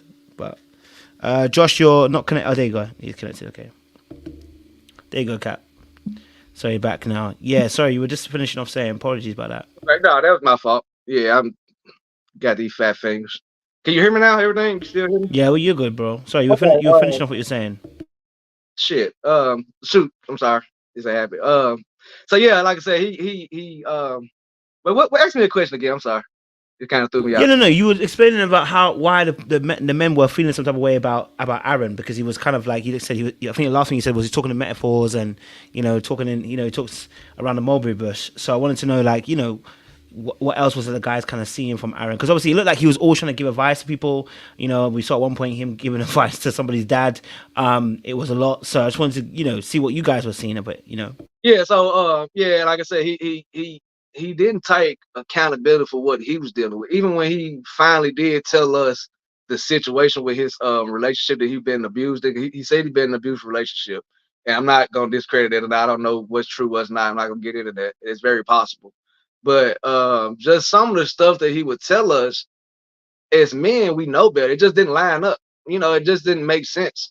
And obviously, he would always have these conversations when Diamond wasn't around, or when most women wasn't around. Now, one day he did slip up and talked about a situation with his ex when some of the girls were around, and that's where he kind of been, you know, he been backtracking ever since because he got too comfortable and said too much. And, you know, Bart, so that's why we realized, just hearing him talk, that he was full of it. You know, it's not as authentic as it, like he's on here playing with. And now in the beginning, you kind of wonder if both of them are into it, if they're in on this together, or is it just him? And then we realized it mostly was just him. I don't think Diamond knew about a lot of this stuff, to be real. And just some of the stuff that he said, and if she did know about it, that's almost even sad. But so as far as, like I said, the men, we just seen through that. Even, like, you know, Aaron, and I'm not saying that Aaron's a bad guy, but he just, what he's into is different than the rest of the males. Because I mean, you can say the age difference, generation difference, but He said he likes to be submissive. He likes to be dominated. This is what Big Aaron is saying. This is what he likes. He likes an alpha woman and he likes to be dominated. And Diamond likes to be a dominant woman. She likes submissive men. So in their regard, they were perfect for each other. But that's the rest of the men in the house. We don't think that way or feel that way.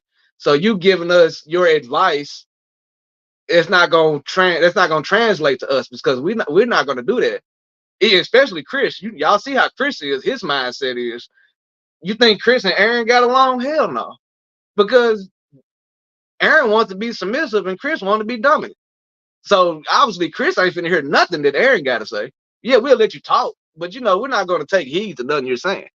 And so even with the nail situation, I ain't gonna get into that, but there's just something that, especially where I'm from, men don't do that unless you swing that type of way, which if you do, you do this. No one cared. And that was the thing about it. Like, I actually asked Big Aaron about it. And the thing about it is no one in the house would have cared. If you came up like, oh yeah, I'm bisexual or I'm gay, not a single person in the house would have cared at all. It wouldn't have changed no reaction or conversation in that house. But for you to say, oh no, I'm not bi, then it's like, okay, well, what's up with the colorful nails? And then you give us this crazy explanation. It don't make sense. And it's like it's almost like you insulting our intelligence. Like, and this is the thing, you can tell he's a smooth talker. He like to run game. He can like to talk his way out of stuff. You can't do that with men. We can see through that. You might can fool women with that, but we see straight through that. So that's what was his reasoning? He say he was in, I guess, a poly relationship. Some girl, one of his girlfriend asked him to try it, and he said as soon as he did it, they started talking about. I can't tell you. You had to live. He said it before. The story didn't make sense. He said a couple. It just don't make sense. Like, basically, he's doing it because somebody laughed at him for doing it the first time, so he decided to prove everybody wrong and just do it because people ain't gonna lie. Just weird stuff. And then you can tell it's BS because, oh, you're comfortable doing that, but then you can't answer a simple question about what happened to the other woman that you proposed to. You cannot answer that question to save your life, but you got this elaborate reasoning for why you got colorful nails. Like, nobody like, come on now. No. I think he's a failed pimp, and he probably went to California hoping that, because he's from Detroit, and I even told Aaron this before, you remind me a lot of my daddy. Because he don't know who my daddy was, he thought it was a compliment. Like, but I know people like you. I know that they like to talk your way into women, take advantage of. I grew up with a person like this, so I seen through Aaron from day one. From day one, I seen through that. But like I said, he a failed pimp, and he went to California, and California is a lot more accepting of different things than Detroit is, for instance. So you can get away with the colorful nails in California. In Detroit, no. In Memphis, definitely no. So, I just think that's kind of where they went, honestly. Fair enough. I definitely hear that. Okay. Obviously, you had a situation between yourself. Well, I say the situation wasn't. You guys corrected Aaron and Diamond when they had a group session. Tell me a little bit about that before we obviously get to explain what happened between you and Shay and how it didn't go well in the end. But like, what happened in that scenario with the group session? Because that looked like it was, going somewhere. And then when we first got there and they told us the rules of the activity, I knew then where this was going to go. I knew it was going to be messed because, like I said, at this point in the show, everybody's about over Diamond and Aaron's mess because they've been keeping up stuff with a few people at this point. So, they in production, being as messy as they are, they definitely waited to make Diamond and Aaron the last couple to get up there because they knew, people was kind of waiting on that. I mean, to be real with you, it was way worse in person. TV saved them. It was way worse in person. Everybody pretty much had a turn and got on them. Because, like I said, they kept up so much drama and just the sneaky stuff, the talk behind people back, the going to then blaming everything on production. Like, oh, production made me do this. We are all grown adults in here. Y'all are the oldest two in here, other than the head producers. Can't nobody make y'all do nothing but yourself. Yeah, the producers can say, hey, can you say this? But it's up, or can you do this? But it's up to you. to make those decisions. So they used their production as an excuse for them to be messy. And everybody, like I said, we was all just sick of it. So everybody called him out. So I know I called him out about, Diamond for being fake. Cause this whole time we've been here, me and Diamond are both Geminis. So she kept on saying, "Oh, this my brother, the whole time. I'm your brother." And then the first opportunity you got, you threw me under the bus. The first chance you got, even after you threw me the bus, you still try to play this brother role. Like, oh no, my brother wouldn't do this. If you felt that I wouldn't do this, then why'd you bring it up in the first place? Knowing that it was gonna cause an issue, you knew Shay was gonna react, regardless if it's true or not. You knew he was gonna get a reaction. So it's the fakeness, and I called it out. And Greg called out certain things. Millie called, like, it was way worse in person than what it was on TV. Same with Chris. When Chris got up on his hot seat, oh, they told him up. Them women told Chris up because of the stuff he said. He said way more than what they even showed. Like, so honestly, both of them, all three of them, Diamond, Aaron, and Chris, they really should thank production for really easing it up on the hot scene, because it was way worse in person. Like, Diamond left that crying at the end. And after that, yes, it was that bad. And after that, I even told, because I know they trying to make it seem like they just bunkered down in the boom boom room. What ended up happening was, and this is just the person I am, regardless of how I feel about people, I try to be cordial and be respectful. So when Dominique left the house, Big Aaron became my roommate in the room. But obviously, me and Shay was in the boom boom room most of the time. In the bedrooms there's twin beds, and then in the boom boom room there's a queen size bed. So out of the kindness of my heart, and because at this point nobody wanted to deal with them anyway, we just wanted them to get away from everybody, I told Aaron and Diamond they can have the boom boom room for the rest of the time, because they're both heavier set people. Y'all wouldn't believe how horrible it looks watching them trying to fit into these two twin side beds, push them together and trying to lay there. It was horrible. It was almost comical. And so I voluntarily told him, hey, y'all can go to the boom boom room. Me and Shay we'll stay in the room with the twin beds. We'll deal with it, and that's just really how they went. So that's how they stayed in the boom boom room the last 3-4 days. It's because we just voluntarily decided to give it to them. I'm sorry, man. I didn't mean to trip you up like that. No, there was just a little onion in my eye, so yeah, just continue, sir. Sorry. Yeah, so that was how they went. They so yeah, they bunkered over there after that, like, because I mean at this point they can tell the tension of the show, so they know the rest of the cast ain't really feeling. And like I said, we ain't necessarily got a problem with y'all. It's just what y'all doing. Ain't nobody feeling that.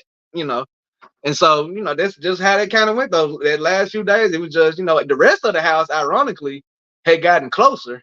And, those two had distanced themselves because, everybody didn't get along all the time. And I was like, a lot of people don't know Jody and Shay didn't even get along in the beginning. They eventually became close by the time, it was over. They wasn't cool in the beginning at first. Even Lil Aaron, he was kind of standoffish in the beginning. He didn't open up until a little later. And, so by the end of it, everybody got along with each other. It was just, them two. There was kind of the outsiders in there.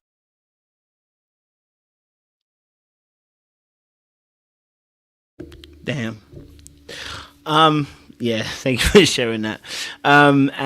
Okay, cool. So obviously, coming towards the end of the show, because obviously you've got last few minutes, 12 minutes or so, right? So I want to get an understanding, because it looked like you guys were going to go on solid. I can't lie to you. Yeah. Now the only thing I thought that would be an issue is that distance is going to probably start again, and that's probably what's going to kill the relationship, right?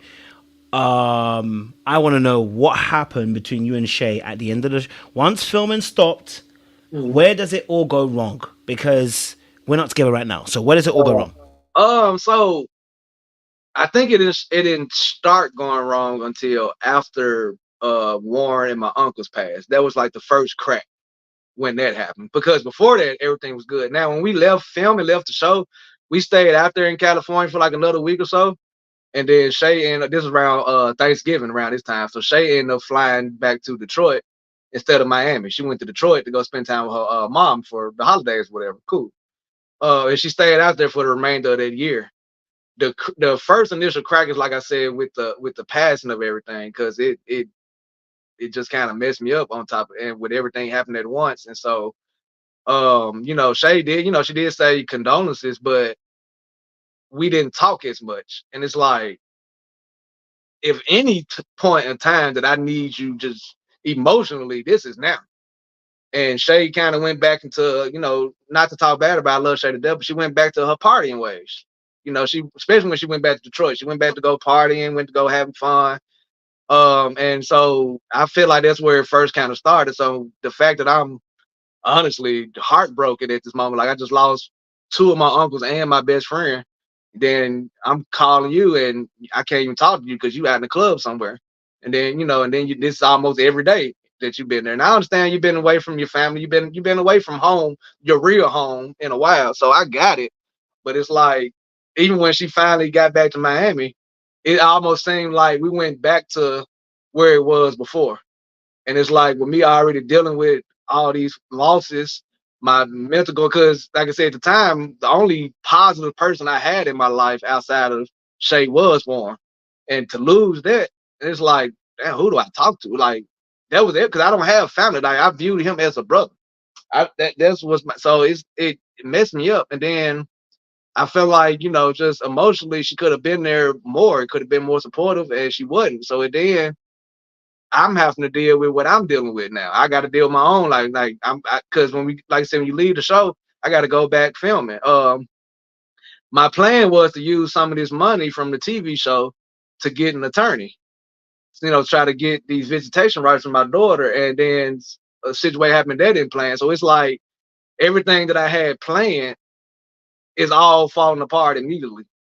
Like, nothing's going to, like, I thought me and Shay was going to actually going to really take the serious this time. Like, everything that I thought was going to happen, it didn't happen. And so after a while, I just felt like, you know what?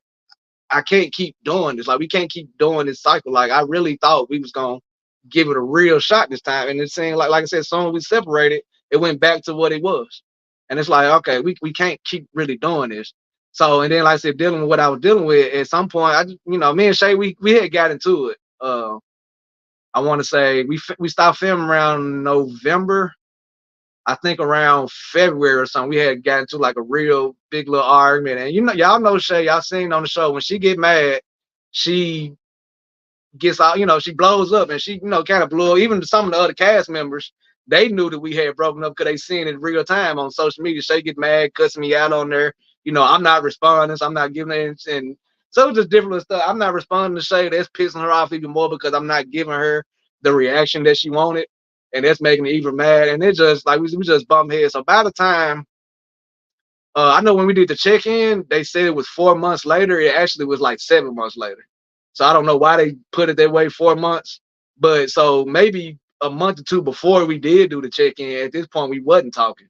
We hadn't talked much. And, and then, so Shay, before we got on the live, a couple days before that, Shay was trying to make me jealous on social media, basically posting pictures of Paris and, making it seem like some guys flying all out of town, just trying to make me mad and get a reaction. And so it came up during the check-in, and we got into a big old argument. That's the whole reason why she was like this. And I, me being childish and immature, and since I was embarrassed, I wanted her to be embarrassed. So I was like, oh yeah, I'm dating somebody too, just it was embarrassing. The whole check-in was embarrassing. Like, me and Shay should have been adults. We should have communicated and talked first, and we didn't do it that way. So by the time we got on the check-in, that was the first time that we had talked in the first couple months. So it's like, it blew up bad. It was way worse than in real life than what they showed on TV. Thank God. Like, me and Shay literally, like, they hung up on me and Shay, because it got to the point me and Shay was really starting to get into it with each other. Because I think a lot of their frustration had just started coming out. Now, that forced us to have a conversation after that. And so after the check-in, Shay called me, and we talked for about 2 hours. We had a real conversation, just be real with each other. And we just decided, like, look, hey, we need to stay as far as the friendship go, that's cool. But romantically, I have to focus on me. I have to deal with what I got going on. You have stuff that you have to deal with that you're not ready to address. And I have shit that I have to deal with, but I'm trying to address mine.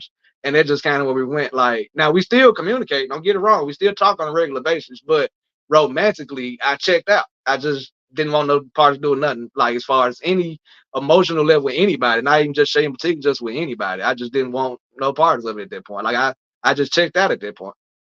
And so that's just kind of where we are now. Like I said, we're back cool. We still talk on a regular basis, but romantically, I'm just not talking. I'm just not looking into any of it right now.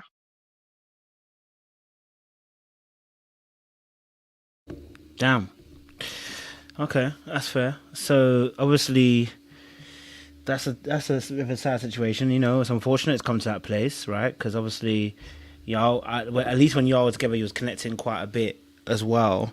You're still in kind of conversations right now. I mean, is it conversations, or are these conversations emotionally filling a space that both of you have not really No, filled no, man. I in your think it's life? just we had this chemistry with each other, this bond all those years, and I don't think that will ever change.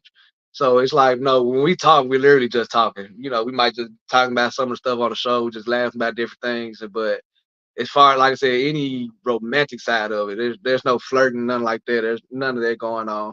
I mean, we're at a point where we're literally just friends at this point, and I think realistically, that's probably the best thing for both of us right now. I'm not saying like who knows what can happen in the future. I would never close the door completely, but as of right now, I think it is better for us just to stay on the friendship level.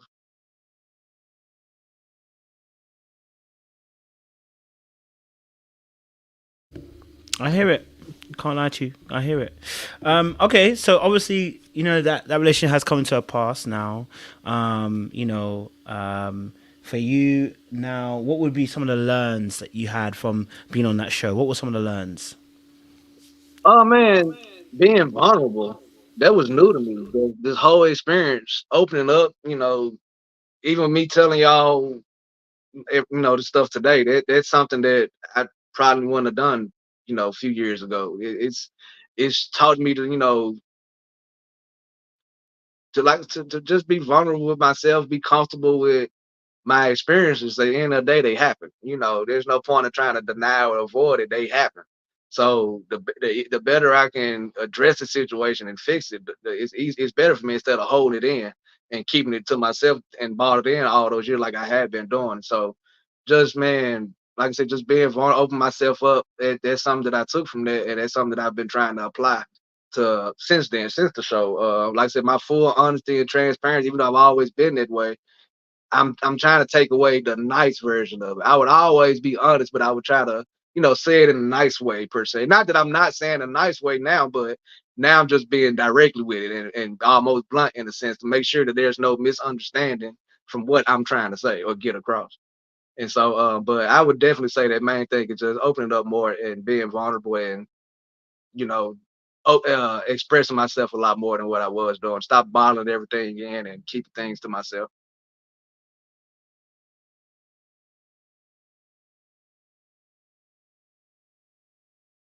I hear that, and I love the fact you're actually vulnerable as well, because I think that's it's been a very vulnerable conversation, to be honest. I think obviously, just what you've shared today, has been quite impactful. It's been heavy, but it's been real, and I think other men hopefully will get to see that and be freed by that, especially, right? Because we hear a lot of women's stories similar to that, but you don't usually often get to hear the men's side. So I appreciate you and commend you for being open and honest and just kind I of mean, sharing 'cause I your wanted to heart. get it out, and that's why I wanted to talk to you in particular because I know that you get deep. Because what the main thing that disappointed me about this whole TV experience is before going into it, um I never watched reality TV shows. I especially didn't watch the Oprah network. So I assumed going in this that Oprah cares about black love and unity and positivity. So I'm thinking, oh, this would be perfect. And so obviously after this aired and you shown, and I realized shit, Oprah Network didn't care about positivity at all or love or unity. This was not the point. It was about messy and drama. And so some of this that I'm talking to you about, I actually opened up about it in my confessionals on the show. And then for 2 years later to see the show and nothing was shown. They didn't show none of it. They kept all of it out. There were so many, and I know that if they did it with me, they did it with all the other cast members. But there was so even the whole I know everybody was questioning the 12-year thing and thinking I'm in jail and doing all this other stuff. And I don't blame that's why I never got upset at the comments because I don't blame anybody for having these opinions because this is the way that they portrayed us on TV. They portrayed this way. They intentionally left context out to have people thinking, oh, he had to been in jail for 12 years, even making people think that me and Shay had been together consistently for those 12 years and making it seem like I cheated on and had a baby. That was production. Everyone knew the real truth. They knew when they first interviewed us for the show. Everyone in the house knew this. Everyone knew. But the TV show decided to portray it this way. So that's why after seeing the show did good, obviously, but I was disappointed in how they portray all of us because they made all of us look. They didn't tell our stories. They told production story. They told the story they wanted to tell. Yes, we gave them certain stuff, but they picked and choose how they put it together. Like there were so many scenes that was out of order, and they made it seem like it happened at one time, and some of the stuff happened 2 weeks later, a couple of days later, hours later. So I didn't like that honestly. So that's why I definitely wanted to do an interview with you because I wanted to get my story out in a sense because like I said, if you've seen the mess that Aaron and Diamond has been keeping up on social media with the groups and everything they've done in 2 months, everybody is speaking for Josh except Josh. Everybody's telling my story except for me. And then you got them two running their mouth, and y'all don't even know what y'all talking about. But y'all telling people stuff as if it's facts. And then people are reading it because they think you a cast member that you telling the truth. And now you got these people judging my character or me as a person or anybody, other cast members. Y'all questioning our character, and it's not us. The show already messed our image up. You think about if you read the comments, half of the comments, they hate Jody. And I hate that because Jody was one of the best people in that house. She was a sweetheart. She was a real gentle soul. But they only showed the bad parts. They didn't show none of the good. And now the half of the world hates this girl. And just other people. So it's like I hate that they did it that way. And then when you got Aaron and Diamond adding fire to the fuel on top of that, and fuel to the fire on top of it, and then trying to jump ahead of the flame, because that's all it was. It was their little PR tax. They're trying to jump ahead of the fire before their stuff got exposed, trying to get ahead of stuff before y'all find out the real them, all that mess. And it's cool, but you did better just not saying none at all. So that's why at first I wasn't gonna say anything. I wanted to enjoy the show like everybody else. And I feel like they ruined the experience for some people because all the messiness they was keeping up, all the Facebook groups, the hiding with the fake pages, I feel like they messed the experience up for people who genuinely want to watch this show for what it was. Because like I said, it caused so much drama that some people was more invested in the behind the scene mess between them than they were with the actual show. And then to do it while the show is going on top of it, and then, so I hated that they did, and I feel like they messed it up for a lot of people. And so I just wanted to get out and just get my story out and just tell everybody from my perspective. Now, it ain't no day the reality of it. Some people still won't believe it. Some people still think I'm lying about everything, and that's fine. But I want to at least get it out there. I want you to get it from me. And I kept saying it for long. If y'all have questions or opinions, you can ask me. I will tell you. I don't have nothing to hide. Like, y'all seen me get on TV with my messed up teeth. What I got to lie about? Clearly, I'm going to be myself. Y'all think I didn't know I had messed up teeth before I got on the show? So why am I going to lie about something insignificant when I got on TV looking like this? Like, I'm not worrying about saving face or having an image. I'm not trying to be an actor. I'm not trying to be a TV star. I went in there to have an experience and to meet the person that I loved for all these years. That's what I went there for. And I enjoyed myself. I had fun. And it's just what it is, So I just wanted to get that out because, like I said, I had so many people speak on me and I never said anything. But then you had so many people was believing it. And I just got, at the end of the day, I'm human. Y'all can judge me. That's fine. But judge me from facts. Don't judge me from somebody's opinion about me, So, and that's why, so I'm here. I'm just opening it up and I'm trying to be as honest and transparent as I possibly can be. Listen, I appreciate it, Josh. You know what I mean? And I know it can be frustrating when people are speaking for you and you don't get an opportunity to kind of say your feelings and your thoughts and your story and your truth. So So I really appreciate the fact that you got to say your truth today, and it came with not just the show, but also about your life and letting us know how you got to where you got to now. And I think that's really powerful and important as well, because I think people can learn from some of your experiences that you've gone through as well. So I really appreciate you sharing that as well. Is there anything that you are doing project wise, charity wise, anything like that we can get behind or we can support? Probably nah, man. I'm just going to work trying to pay these bills. Honestly, man. I know because like I said, I'm not a social media person at all, and so I know people have reached out to me like, "Hey, you need to try to, do something, capitalize off of it." And I probably should. Honestly, I have no idea how to even get started on that. But if the opportunity presents itself and God aligns me to be in this situation, that I will do it. Go for it. But as of right now, currently, I don't have anything other than just like I said, just working and trying to pay bills.